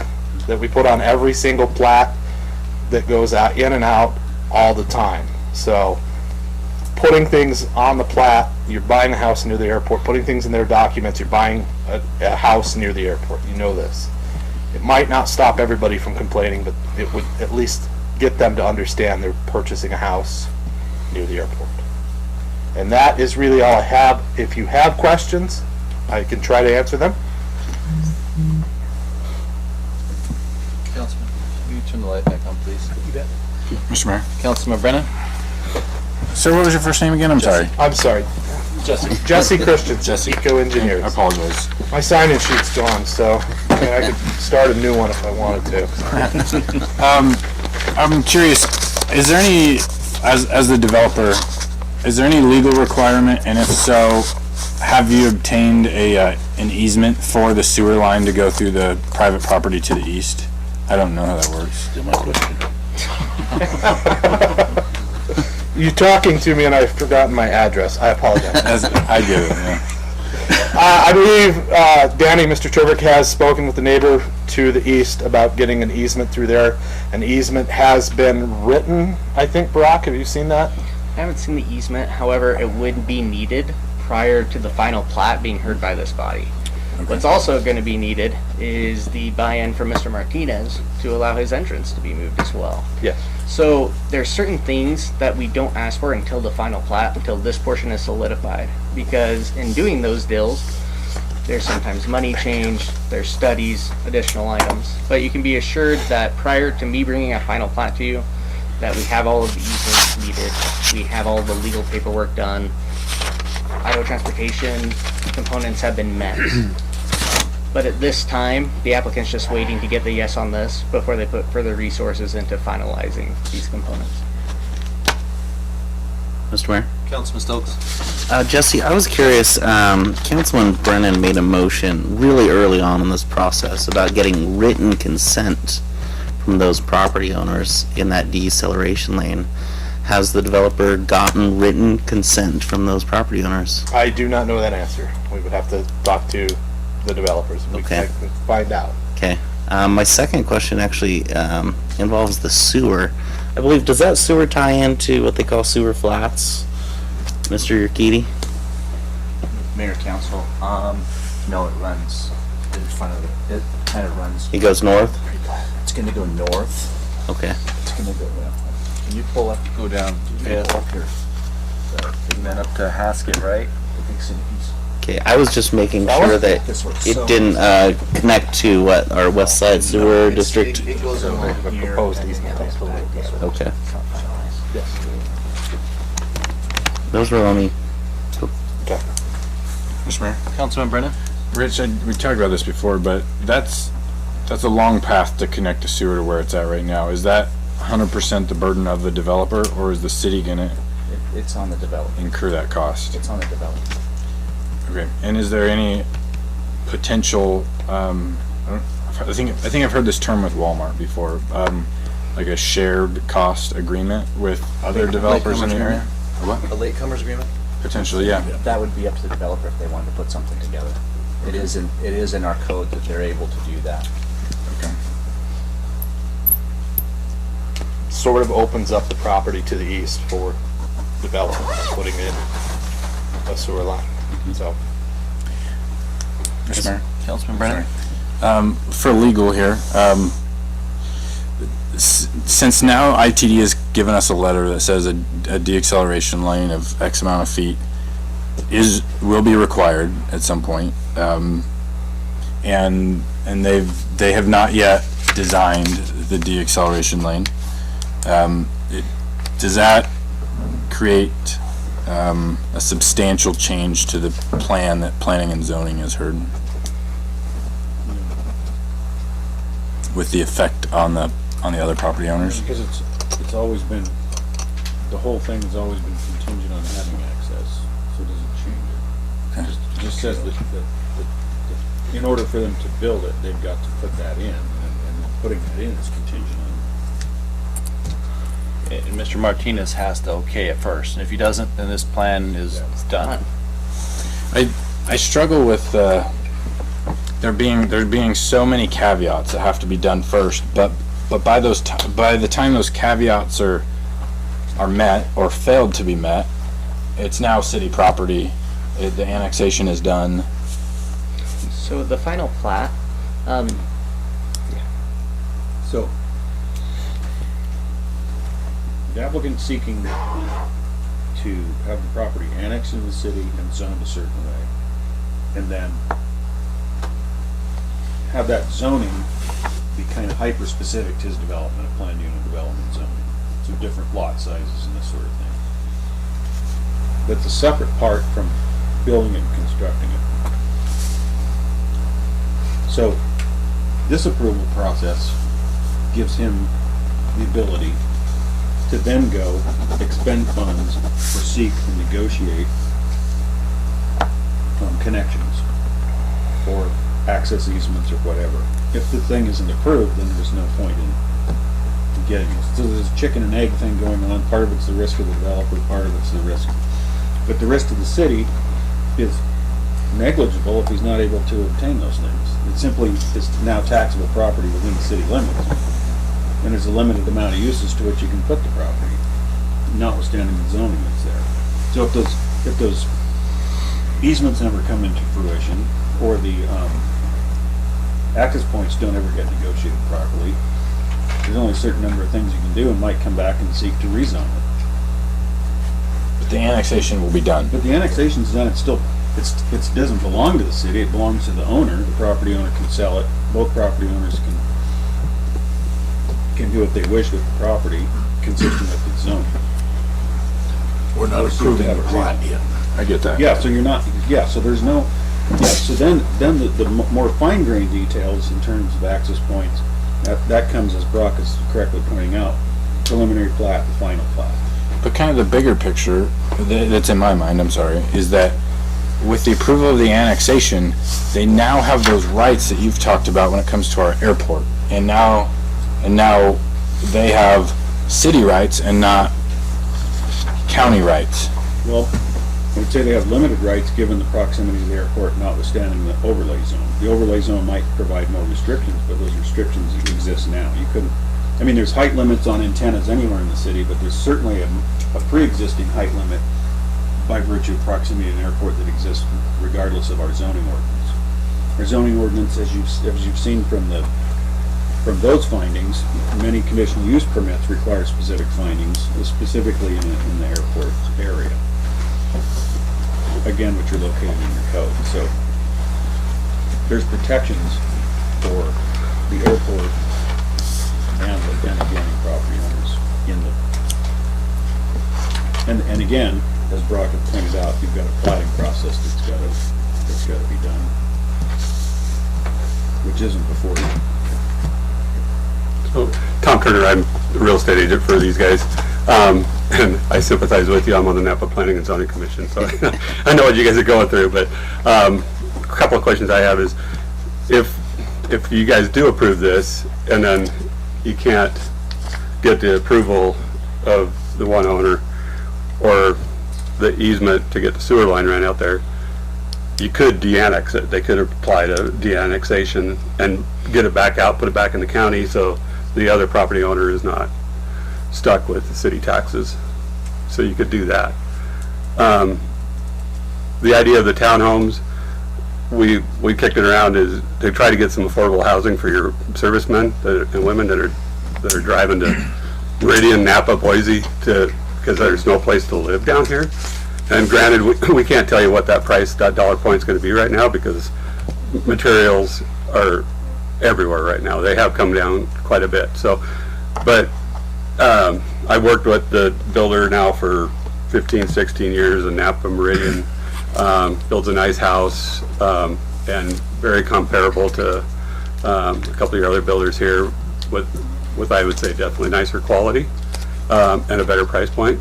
So so that's what he's striving to do. I understand you thinking it's leapfrogging and getting way out there, and it was bought because it was cheap. It was bought because the other two developers that you've got in this town right now that are running everything have all the property that's available. This was the closest thing we could find that was viable. And I live next to the Napa airport. I live closer than these houses are going to be. And granted, we had a jet take off yesterday afternoon. It's an awesome sound. Usually it's a little props running around. So the airplane noise, granted you're going to have a few people upset, but you know, you know that you get noticed when you move in that there's an airport there. So, and you've got limitations, but you have to think about it also, guys, is if you deny something like this, because of this airport overlay, you're affecting all those commercial properties and everything else in that side of town, when you could start working to develop that whole piece over there on your southwest corner and give you a lot more area. If you could get something started out there and you run the sewer and water line over there that other developers could tie into, you could potentially start to develop that whole thing over there with residential. And you know, you guys are limited on where you can grow, and you know, it'd be better if we could be on the other side of the highway, but there's just nothing over there for sale. And I've reached out to a number of property owners all around there and trying to find some acreage that we could do something on that was closer, and there's just nobody's interested in selling. So you can either look at possibly developing this and possible more development going in over that side of town, or you can restrict it and it stays barren ground that you get no tax dollars on and leave it in the county. So, I mean, it's, you know, there's tax dollars there that you guys could get. Right now you're getting absolutely nothing on that ground. And the highway could put in a slow down lane anytime they want because that's their piece of property. So if they decide that there's too much traffic pulling into those the businesses, they could come in and put the slow down lane in anyway because that's their right of way. They can do what, and you guys tell them that they can't, it's not going to stop them. The highway district's going to do what they want to do. But I mean, right now it's just county and it's just a piece of dirt. That's all it is. So you guys could look at developing it. We'll try it. We'll come in with the best price point we can. Developers got to make some money too at the end of the day, but we'll do what we can to try to. Our whole idea on this whole project is to put the townhomes up close to the commercial and then the single family residential. Most of those townhomes are going to be probably what we're thinking is, you know, newer servicemen and women that are on the lower pay scale. They're going to be single, most of them, so they don't need a lot of space. They don't need a lot of yard. They're not going to be home a lot. So, and then you move the families and the rest that farther back away from the highway. I don't see these kids walking from here to school at all. They're going to be bused. That's just too far. That's not within walking distance of any school. So there's not going to be any kids walking down the highway. So so that's just some of our points. We're planning on a play area and some other stuff in there to keep so they have something to do in that subdivision. They don't have to go down the street to the parks. But I mean, we've been working on this and we're trying to, you know, we've been down here I don't know how many times, and it keeps getting tabled and tabled and tabled, and you know, it's just we got to really know, do you guys want to do this or not, because we can't keep paying the engineer to come down here and sit here, but you know, and so that's just some of my thoughts is, you know, I think it'd be a great project for the city, and I think you guys could really start to see some development going in there, because you guys know as well as anybody that once you start to developing something, things just start growing around it, and you would probably see that develop and come back towards the city, and they just kind of grow towards each other. So, but that's totally up to you guys, but that's just kind of my 2 cents worth. you guys thought about doing what Jim Carrey has done? Do your own well, do your own... How deep are your guys' wells? We have the same issue in front of Napa all the time. People are complaining that their wells are going dry. Napa City wells are over 600 feet deep. It has no effect on the private property people that have their wells at 150 to 200 feet down. So the city water is not going to run out. And so it, you know, and then people think that, but when you explain that we're tapping into the reservoir a lot deeper as a city than most residential wells go down, it won't affect their water at all. And, you know, wells dry up. Unfortunately, that happens, but it has nothing to do with usually where the municipalities are pulling their water out of.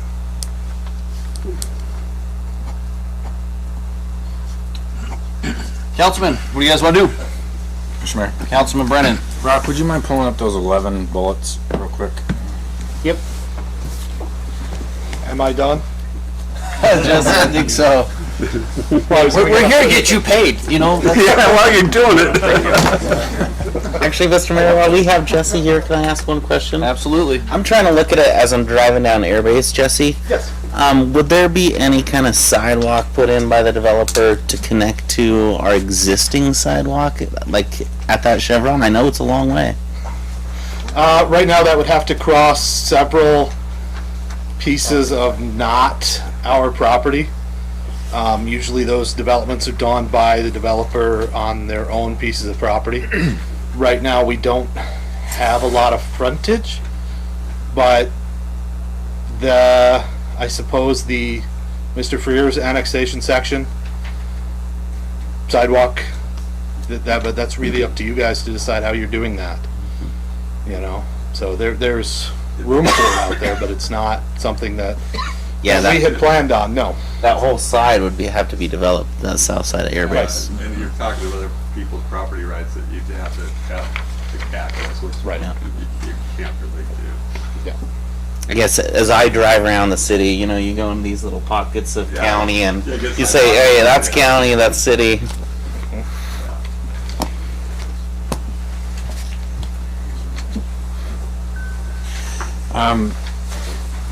Yep. Sorry, Councilman. Yep. Go ahead. Item F, or item, call it subsection F. Will the area be served adequately by essential public?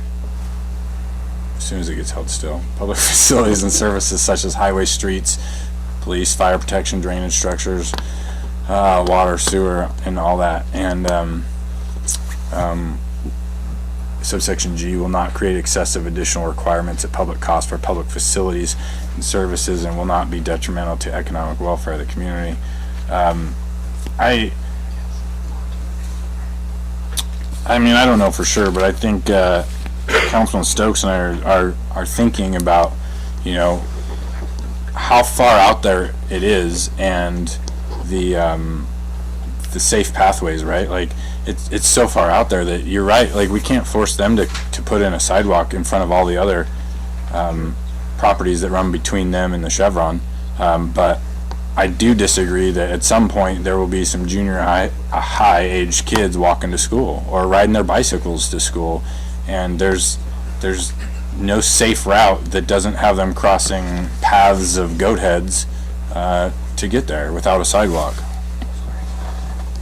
I don't think we're ready for it that far out. Mr. Mayor? Councilman Brennan? I'd like to make a motion to deny annexation. Hang on a second. I know that the applicant is represented to speak, but I think the applicant needs to speak. Come on up.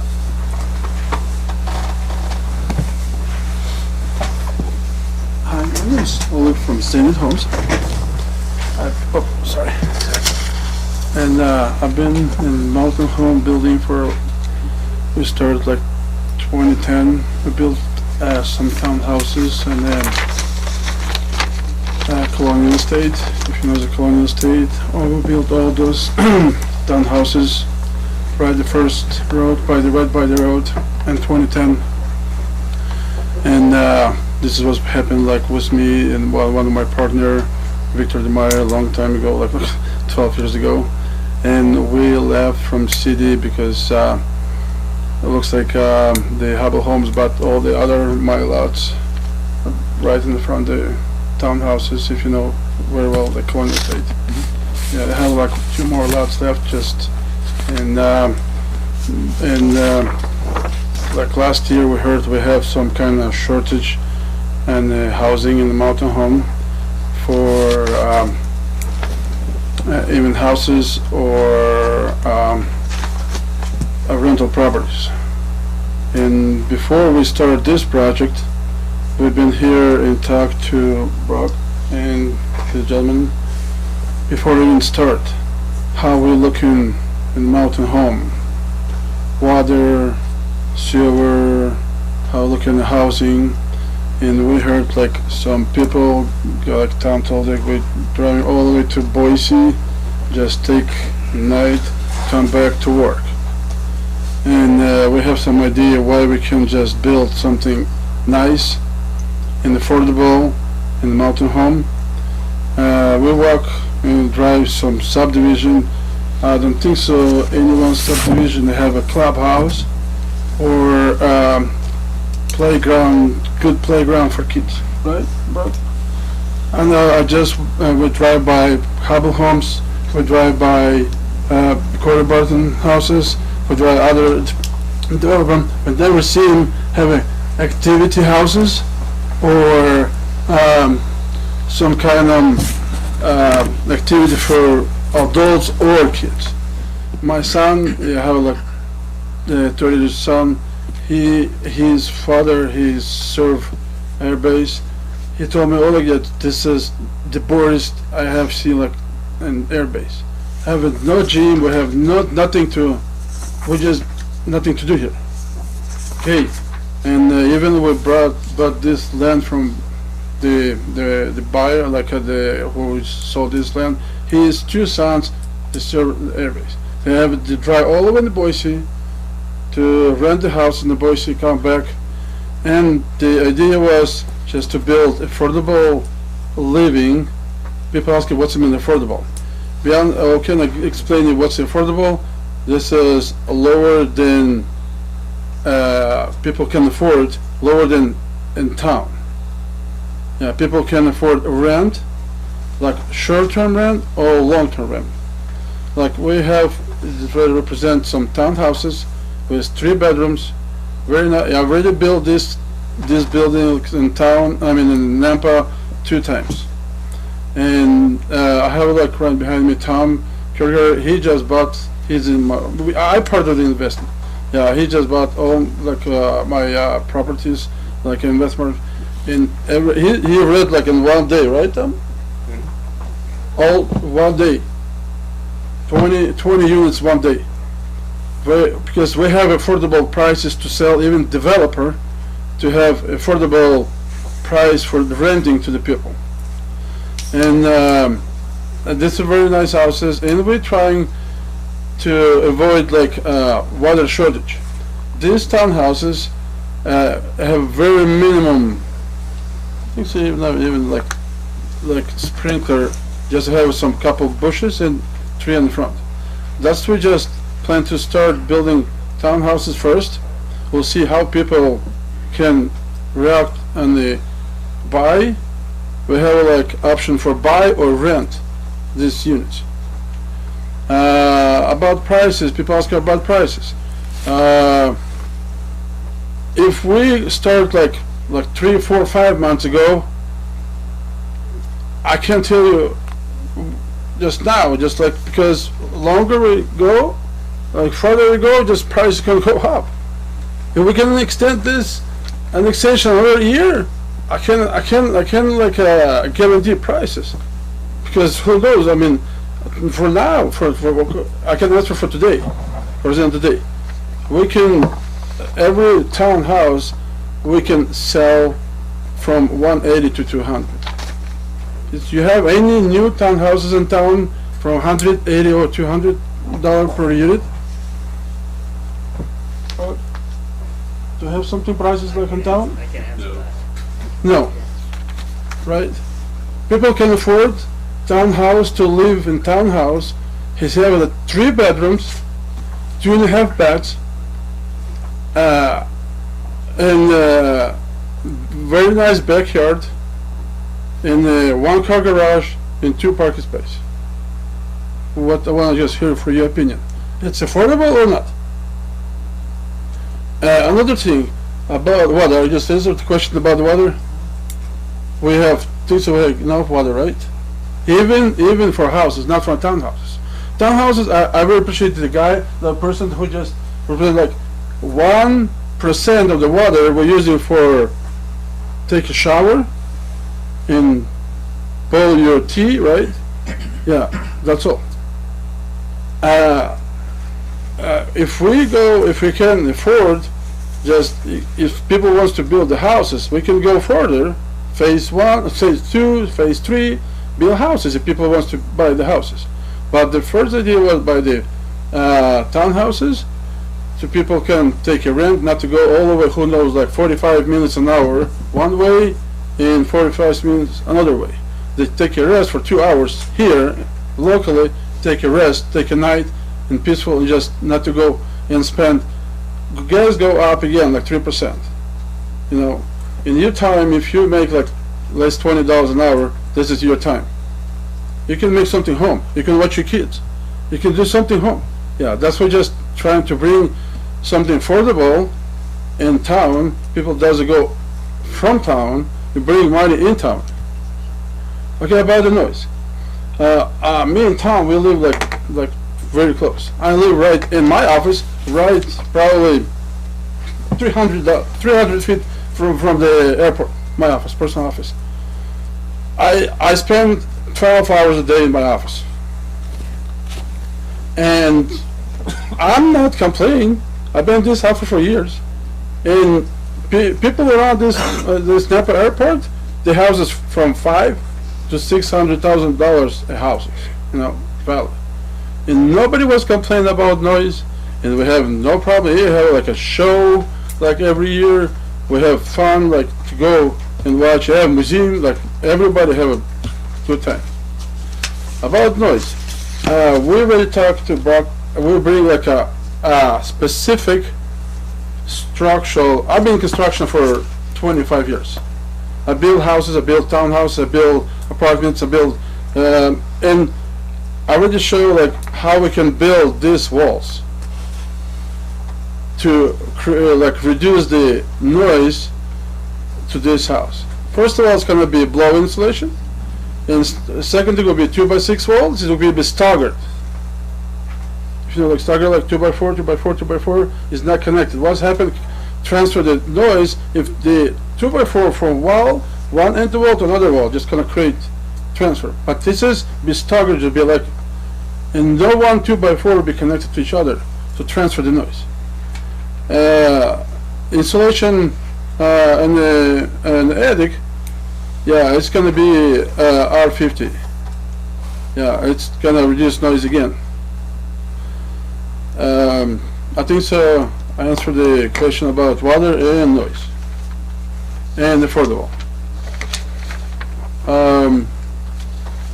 The reason we just been here just looking to help city and people in the city. If because I have a project here in Blue Sage, and even those houses they selling like good. They're not like 200, they're not 300, not even 400. They've been selling very good, first of all. And I didn't see the problem with selling with price. We just kind of, yeah, Tom sold our houses for probably 16, 17, like constant. We have no problem.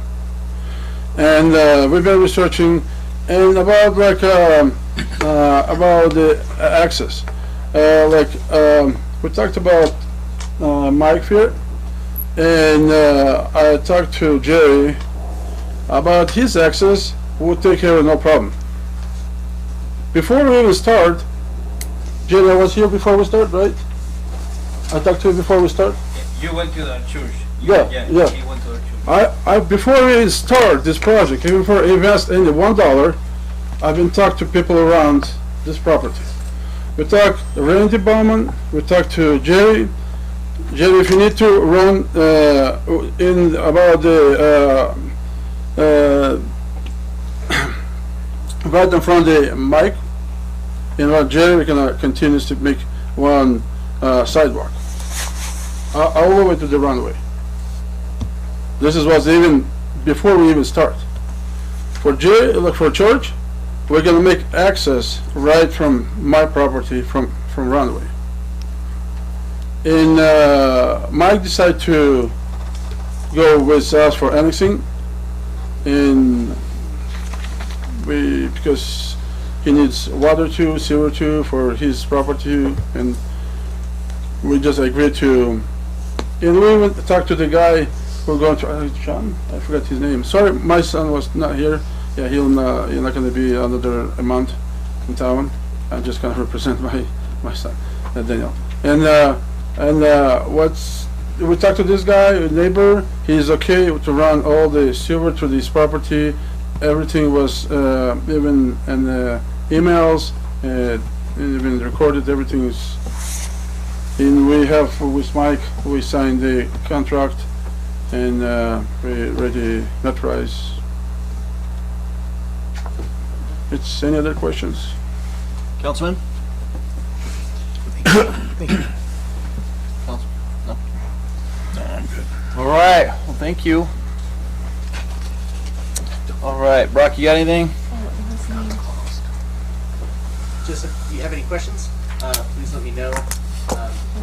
To me, I believe that the issues as far as water and the roadway with Airbase Road, I think you have suitable information for that. Really, it's you just making the decision of how much do you want the AirPay overlay to play into this decision. And that's, I think, probably the essence of whatever decision you would be making. And I would just take the best advice from our legal counsel who's here. So if we, and correct me if I'm wrong, Counselor, if they deny this tonight, then it can't come back for a year. If they want to wait to get all their information, then you're still good, right? Am I hitting? How does it work, I guess? Well, I know they can't come back for a year. No?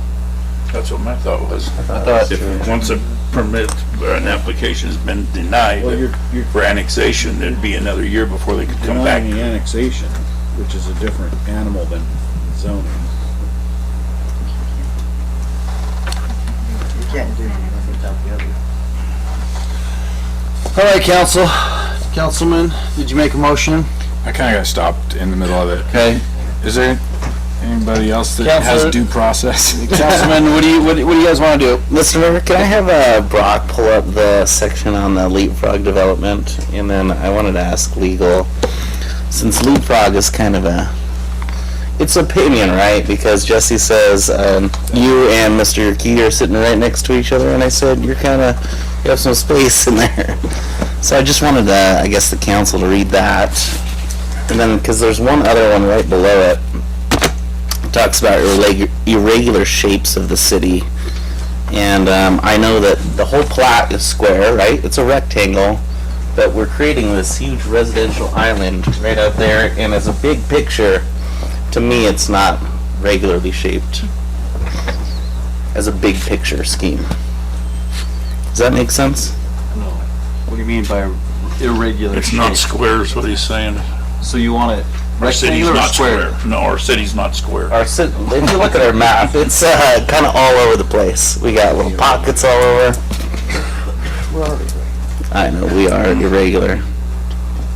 Did you see? Did you find that, Brock? Pulling it up right now. Alright, cool. That was my only comment. So, Councilman, I guess my question, not so much the annexation or any of that, is, if whatever decision's made, you guys are the governing body of this. Just if it's water, then that means every other thing that we do about any other thing that we bring into the city, or hence, let's say, industrial park and rail, any other housing developments will have the same I would assume findings and facts of water, right, Counselor? Of any other, if we're talking about water, of the reason why we deny it, and they're saying it's water, or it's, does that go for all other? I don't think there's, I've not seen any substantial evidence in the record that there's a constraint on the subdivision based on water. Okay. There's never been one word from any member of the city staff. How many connections are able to be made to the city right now today? We still have over 1,500. So 1,500 homes could connect to the city today without creating an additional demand on the wells. Okay. Correct? That's correct. That's the capacity. So water is not and cannot be one of your reasons for denying this. Okay. Full stop. Okay. That wouldn't be in one of your findings of fact or conclusions of law that this said. Okay. Thanks, Counselor.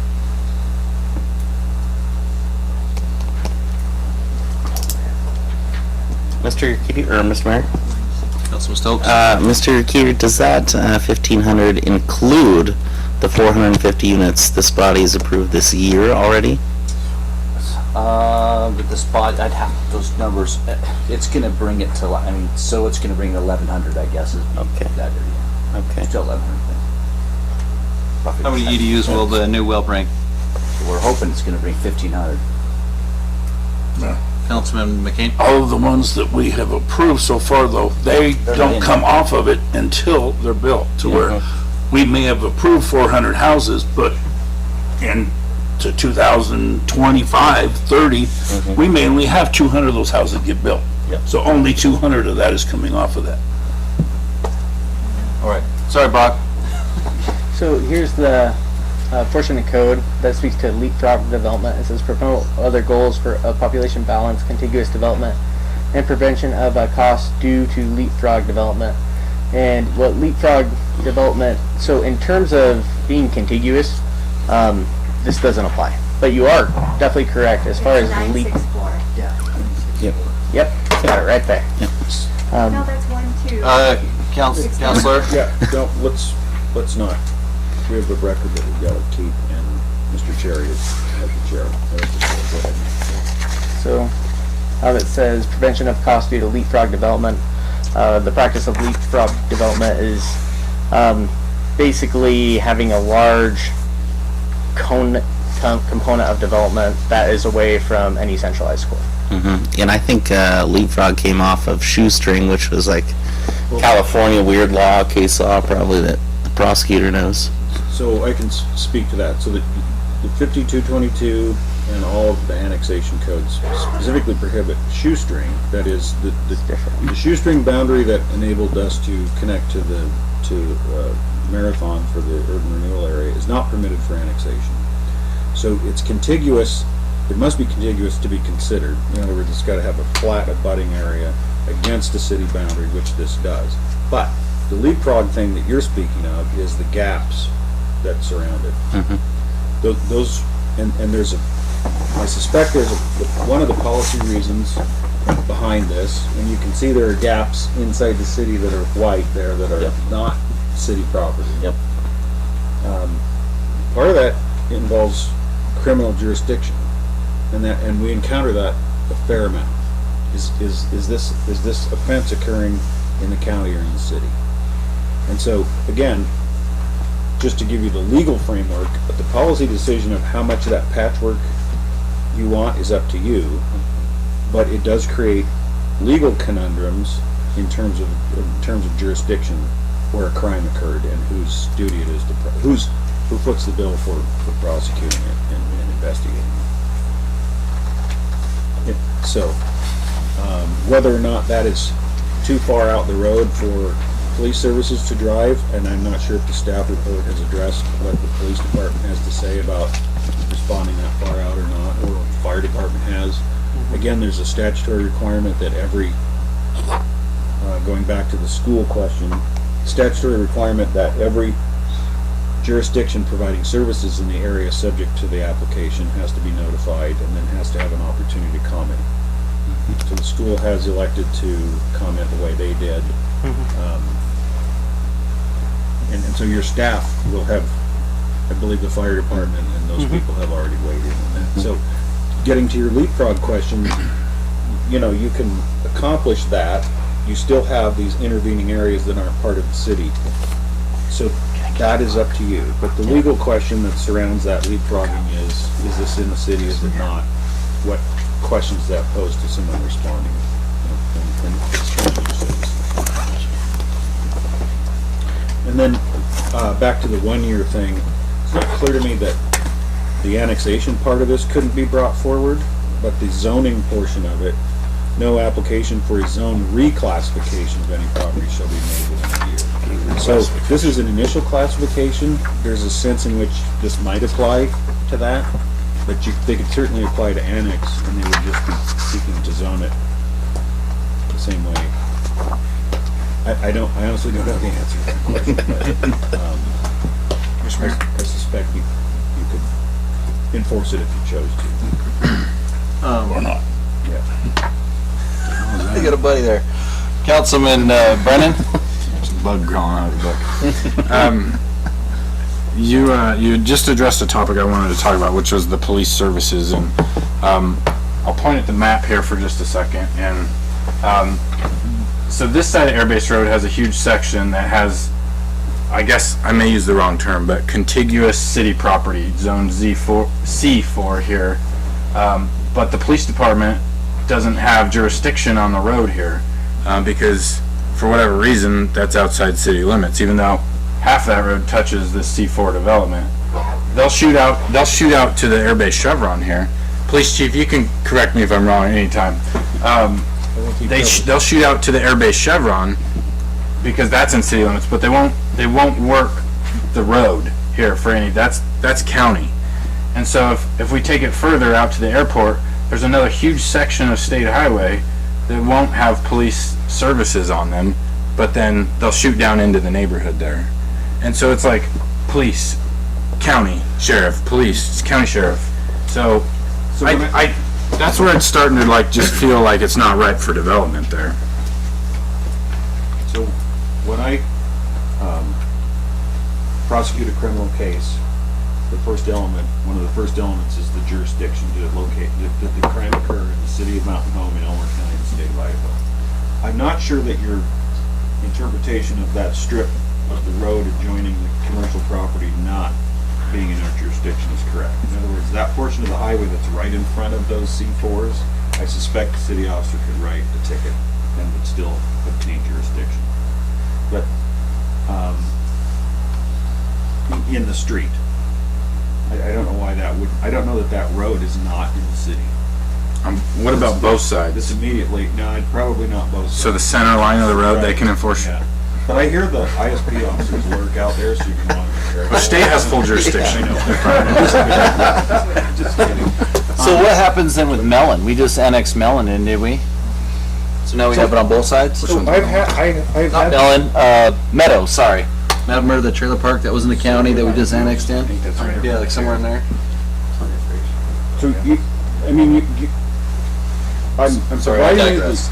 shut up now. I'm providing you some legal answers, but ultimately the policy decision is up to you, and you raise a very good point. And I had this come up with a piece of property that is near a city boundary that involved, and it was kind of a famous case, but at the initial time we charged that person, that public defender challenged whether or not it was in the city. And I was, the burden's kind of on them, I think, to show that it's not, but there I was, and and it was right on the edge.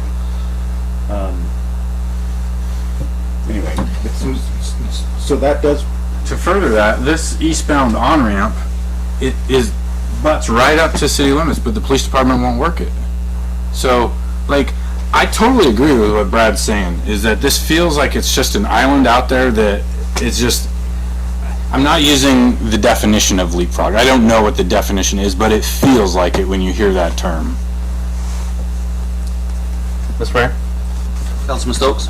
Legal, and then it leads to the next question, does that have an undue cost upon the taxpayer to have to provide services all the way out there? What's the legal law on that? You only provide services to those portions of those pieces of property that are in the city limits. Yeah. That's the answer. I just don't see our police force probably going past that chevron, if ever, right? Legally? They'll go to the, right now, they'll go to the airport. Yeah. If there's a call at the airport, if there's a call in this new proposed subdivision, if there was a call there, they would then have to respond there. Yeah. Where I think the question I think you're pointing at is, sometimes there are pieces of property that are in the county, and we have several of them that are the city surrounds, that actually obtain the benefit of some city services, city streets and so forth, but aren't paying those taxes. That's where, if you have completely surrounded inholdings, you're allowed to involuntarily annex those pieces, provided they're no more than a certain number of acres. But no one ever wants to wait for them to ask. So, getting back to the policy behind Leapfrog Development is, you have the potential of creating those pockets. There's nothing prohibiting it legally, other than you address it in your ordinance, so you have to come to make findings that say that whatever policy considerations you've come up with outweigh whatever your interpretation of Leapfrog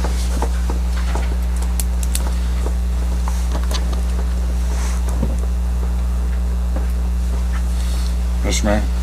Councilman Brennan. May not be popular, I'm going to continue with my motion. I'd like to make a motion on item number 1 under old business to deny annexation of Lot 2, Block 1, Falcon Crest subdivision first. Second. It's been motioned and seconded. Any further discussion? Hearing none, I'll call for the question. Councilman Stokes? Aye. Councilman Brennan? Aye. Councilman McCain? Nay. Councilman Bundy? I think there's something here, and I'm gonna vote nay. All right. Aye. So was that 2 ayes and 2 nays? Jesus.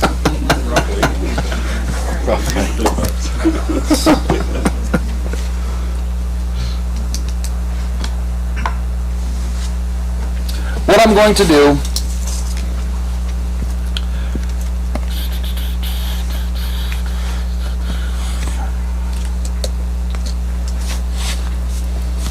never mind.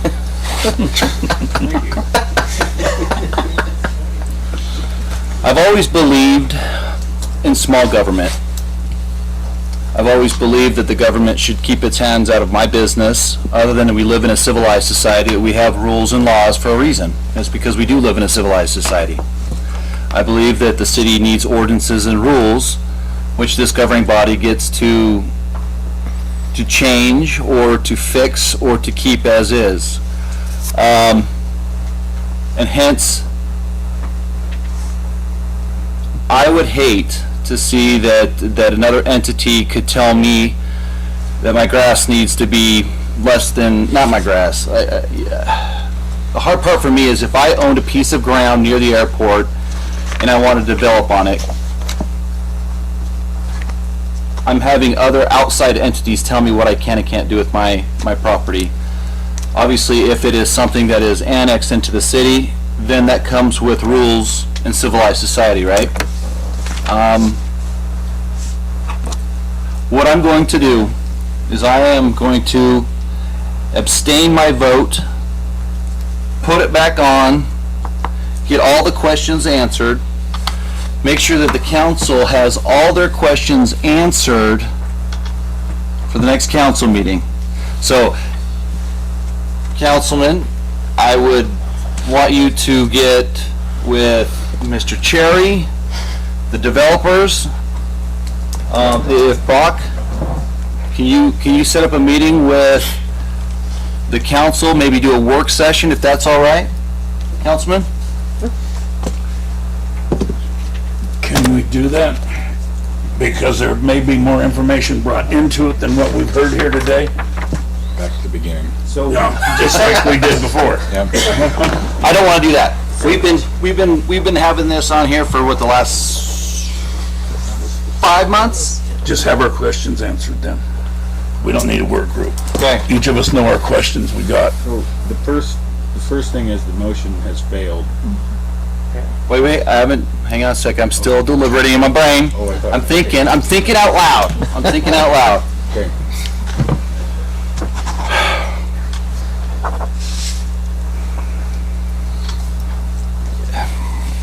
The hard part is when we meet with developers, they talk about how nice it is versus other cities to meet with Brock and the team, Mr. Yerkiti and the fire department, police department at these meetings. So I get where you're coming at. It's not continue. I think I get that portion of it, but it goes back to what, small government, Ronald Reagan, right? It's getting hot in here.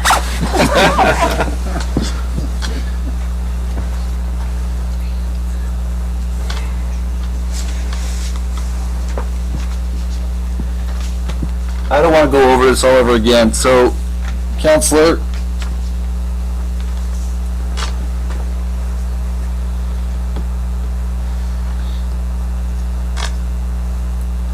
would you guys be? No, we'd have to start all over, right? If they get all their questions answered from Brock, and then we bring this back on the next council. So, if the motion were to fail to deny it, it doesn't mean you've taken all of the testimony that you need to take. You've heard from the public, you've heard from the developer. We finally heard from the developer. I apologize. I don't know how that we missed that. Anyway, it sounds to me like what you don't think you have enough based on. I mean, you've heard everything you can hear in terms of public testimony. You have the staff report. Maybe the staff report is lacking, or maybe you've not seen a draft of the findings of fact and conclusions of law that address each of those 11 elements for which you have to have a finding one way or the other. In other words, staff has not had the time yet to distill down the testimony we just received, the ITD letter, and the information about the preliminary plat to address specifically each of those 11 things for each of you to maybe make a vote. Maybe you can without it, maybe you think you've heard enough, but there are those 11 things for which you have to have a finding. So that's what I'm trying to get at. The airport stuff is moot. I don't. That doesn't bother me at all. I don't think that we should make a developer put in 18 layers of soundproofing anything. If the developer wants to come and build houses, I mean, I have the airport fly over my house every day. I'm outside, I listen to it, but to me, I'm another patriot. I believe that the sound of freedom flies out 10 miles outside, and they're a hell of a lot louder than the airport. That doesn't bother me at all. Councilman Brennan did bring up accessibility for those kids getting to school, and that bothers me.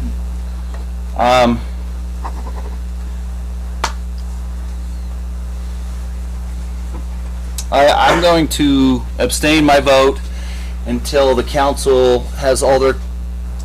Well, actually, let me ask the question. Do the council feel that they've had all their questions answered with all the information that they've had? Councilman Stokes? Yes. You have? Yes. Councilman McCain? I believe so. Councilman Brennan? Yes. Councilman Bundy? I'd like to get the findings of fact on the 11 items. I heard that as a sign of. He was energetic there. So these items, what's hard is our comprehensive plan contradicts itself. And that's what I came with you at the very beginning, guys. I can write it both ways. Maybe I write you two versions. Because it kind of fits. So I don't know. I'm more than willing to do that for you, but I don't have any new information. And I'm afraid that even with the information I provide, it won't help. But I will, and I will do my best. Brock, you and I are always in the weeds, man. You and I are always fighting the battles, and I appreciate you for doing all the hard work and all that.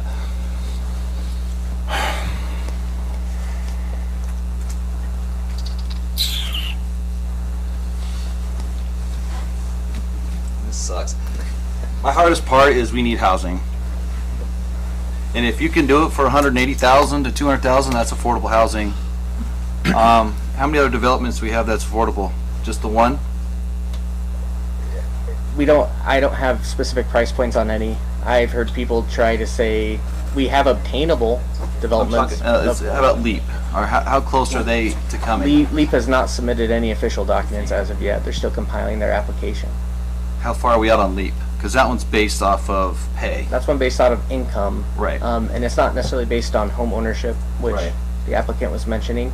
I would say that we may see their application submitted before the end of the year, but it wouldn't be heard before the Planning and Zoning Commission, neither the City Council, until at earliest late spring.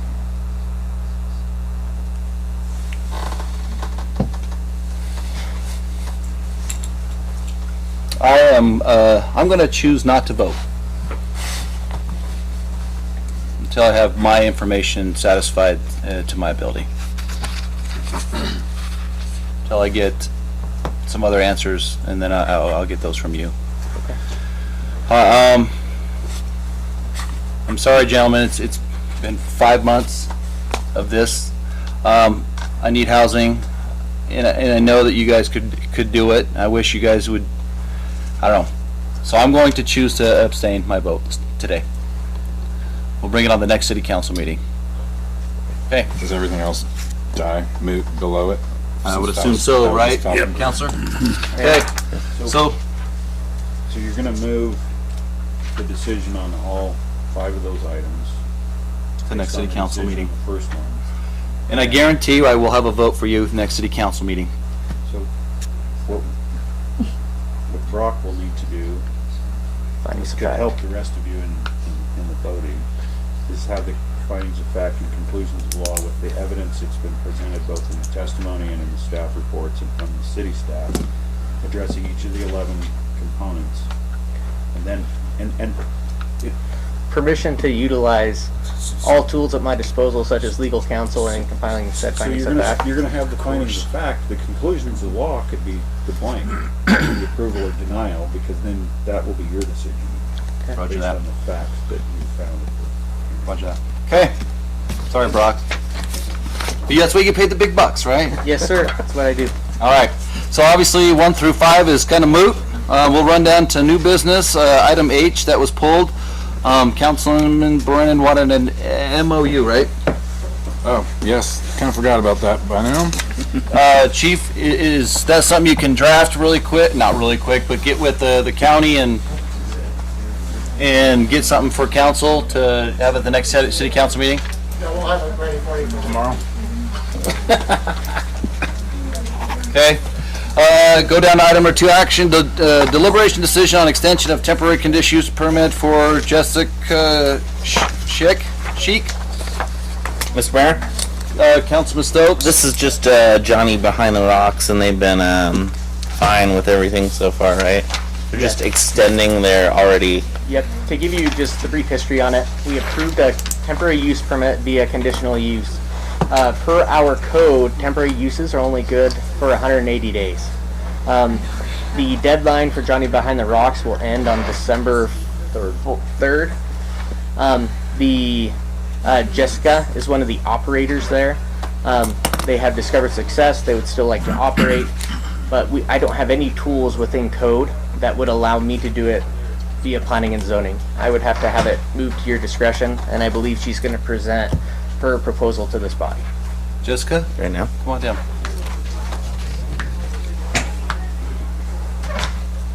Hello. Thanks for your patience. Yeah. It was a lot. Maybe we'll put new business in front of that one next time. You don't need to sign in. You're the person.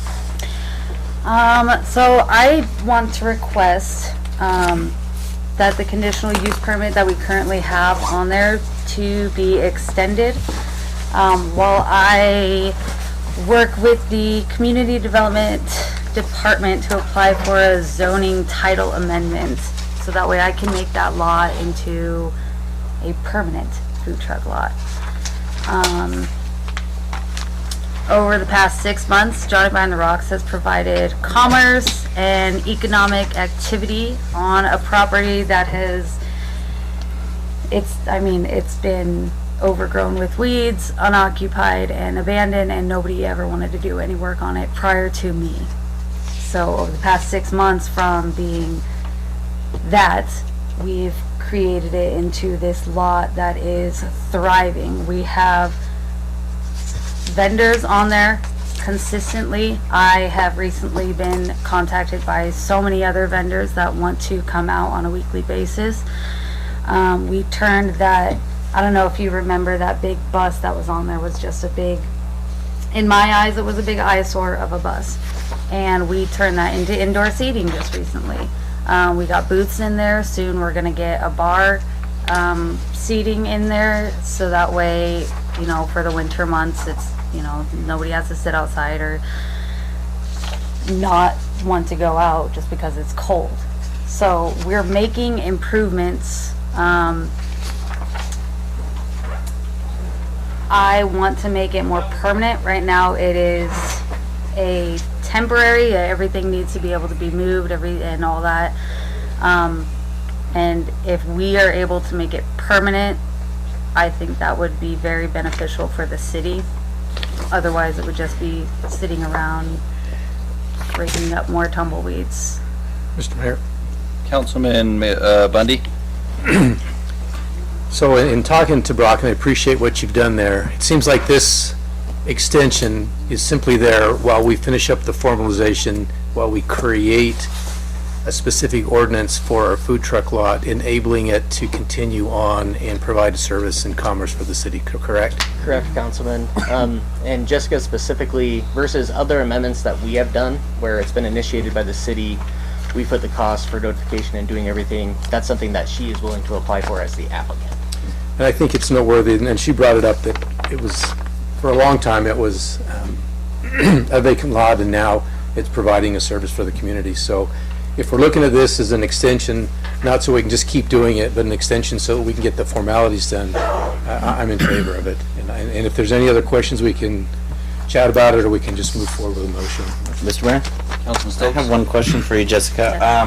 Is the idea then to move this into a C3 kind of?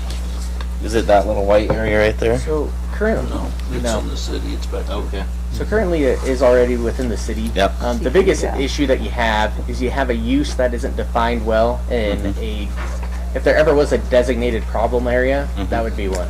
Okay. The floodway to do permanent development is extremely costly, the tests. So the use that they've been able to find due to the temporary nature of a food truck yard, that everything's movable, they can get there. But they can't be a permanent use, because if they were, they'd have to do curb, gutter, sidewalk, they'd have to be all those things. So creating a specific land use designation of food truck yard, which I would propose do be a conditional use permit, go through a hearing process that could take into consideration the specifics of unique lots.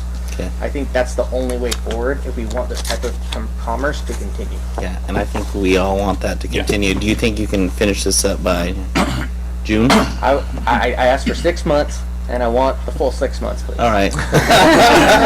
Mayor. Councilman McCain? Is it Jessica? Yes. Yes. So I'm assuming you are well aware that it is in the flood zone. Permanent Yes. buildings are not allowed there without tremendous amount of work and everything else to where, okay. Yep. But what you're doing, I think it's fantastic. Mr. Mayor? Councilman Brennan? I'm just curious about a legality, I suppose. What? You ready for it? On the legality side, are you the owner of the property? I am the manager of the property.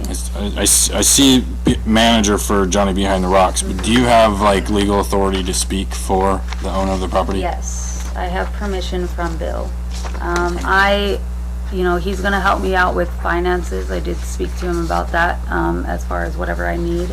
But he gave me full permission to do whatever it takes to do what I have on here. Okay.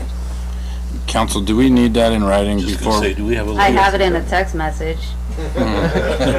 Before we go changing something that the owner may not. So you're not changing, you're continuing a use. Right. He was present at the First PG one. hearings a year ago. In fact, it was our first getting the bus site visit I've ever done. Anyway, he was present at that as well. To apply for her application to change the zoning code doesn't require his permission. She's trying to do a text amendment to the zoning code. So the only site-specific thing she's doing is extending a temporary conditional use permit that he already has applied for. And so she has his written permit, so I don't see that as an issue. Okay, that'd be between them or him and her, Yeah. suppose. Okay. And so, Brock, you said, is the applicant asking for a 6-month extension?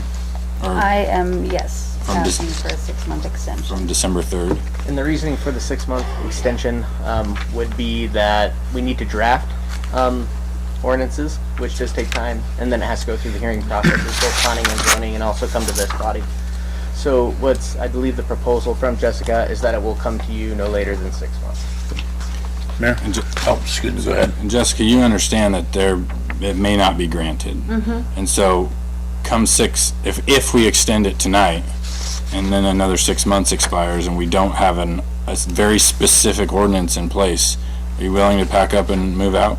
If that's the case, that's the case. But right now, I'm doing whatever it takes to get it done. Sure, and I appreciate that. I just, what I don't, I'm not speaking for Like, that. I'm not going to be that type of person that's like, oh, I refuse to move or any of that stuff. When it comes time, like if I have to shut her down and do something else. Not so much on like the eviction process. I'm not speaking for these guys, but in my eyes, right, our ordinance is our ordinance as written now, and so I won't be willing to just 6 months, 6 months, 6 months, 6 months, and just keep going that way. We have to fix it permanently, or if time expires, we still have a brand new ordinance for Railroad Park that you guys can use for a temporary mobile food vendor. So it doesn't sound like we're there right now, but if it comes to it, like there's an option for you to stay in business, not just shut down, just the location. Well, I mean, one, for the forge, that would be not ideal for me. I'm not going to lug around a big 30-foot trailer. I would need a more permanent spot for that.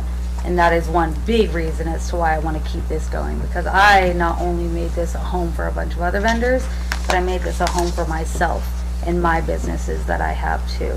Right.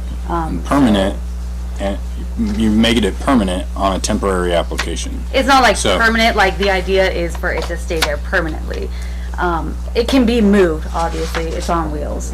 But I'm not going to take that big trailer and move it to and fro Railroad Park every day, when right across the street there's a bunch of other food, people in brick and mortars that don't even want us there in the first place. I'm not going to make sales there. I'm not going to make money. That's why I chose to go to this lot in the first place and manage it and improve it and make it into what it is now, because it's not ideal over there, and I'm not going to do that. Councilman Mayor, hearing everything, if nobody has anything else on this, I'd like to go ahead and recommend that we extend the temporary conditional use permit for Jessica Schick for 6 months. Second. Motion and second. Any further deliberation or discussion? Hearing none, I'll call for the question. Councilman Stokes? Aye. Councilman McCain? Aye. Councilman Brennan? Aye. Councilman Bundy? Aye. All right, action item, deliberation decision on planning and zoning recommendation entitled to the Mitchell Townhomes PUD. Councilman, what do you got? Mr. Mayor? Thanks, Jessica. Councilman Bundy? This is a nice infill project.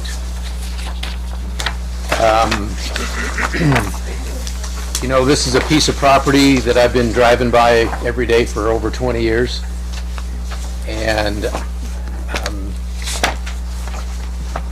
I think that it's an infill, that it's consistent with the property around it, that it's a lot of the things that we were talking about for the last few hours. I think this is a great plan. I think they're nice units. I'm going to love driving by them every day on my way home, and I think we've got everything in place for this one. I've looked through your plan, chatted with the city planner on it, and I'm comfortable with it, and I'm going to let my fellow council members ask you any other questions they might have to feel comfortable with it. But I think a nice infill is great. It's a part of town that it's got easy access to Sunset Strip to get out to the base and to get to Boise, and it's got a school a half a block away, maybe a block. So I think it's a great plan, thank you. Sidewalks, they'll be going in. I like the price point at $100,000 to $200 for housing. Right, Ted? Love it. Councilman McCain. I agree 100%. It's a perfect fit for here. You got North Park Apartments right next door to it. You got Terry's RV right there to where it's sitting. It's a perfect infill for this type of a project. Turn it really quick. How many units again? 33. 33 units. Mr. Mayor? Councilman Stokes. This is contiguous with R4. Lines with everything. Sidewalks will be great. Probably lines with the master pathways. I don't think there's a leapfrog. Yeah, no possibility of one, right? So this one's really easy to me. Yeah. My only question, really quick, Taryn. It sounds like you're going to be good to go. Time frame? Can you get them done yesterday? Is this something? I mean, what's the time frame? Excellent question. So I have, in order to keep them, I'm going to be very terse. In order to keep them as low in cost as possible, I have to do it in phases so I don't have to borrow lots of money from the bank. So the development would essentially be $6.5 million at the current prices that we have. Unfortunately, I don't have that in the bank. And so I have to go, you break it up into 5 phases. I will start as soon as I can get a permit. And I'm hoping perhaps you gentlemen will help me with that. And I will build them as quickly as I can. Mr. Mayor. Councilman. Hey, Hank? Yeah. Hank. Told you guys. Mr. Mayor. Councilman Bundy. Make a motion that we approve planning and zoning recommendation for Mitchell Townhomes PUD and make sure that Hank gets those buildings. Second.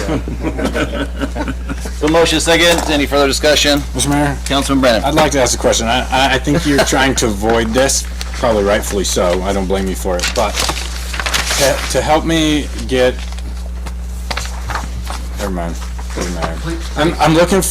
I'm looking for a comparison to our earlier development, but I made about the price. And I made the argument here that city doesn't matter what the price is to the city, and we can't control it, so I'm not going to ask you. I'm not going to shoot myself in the foot, but I will volunteer.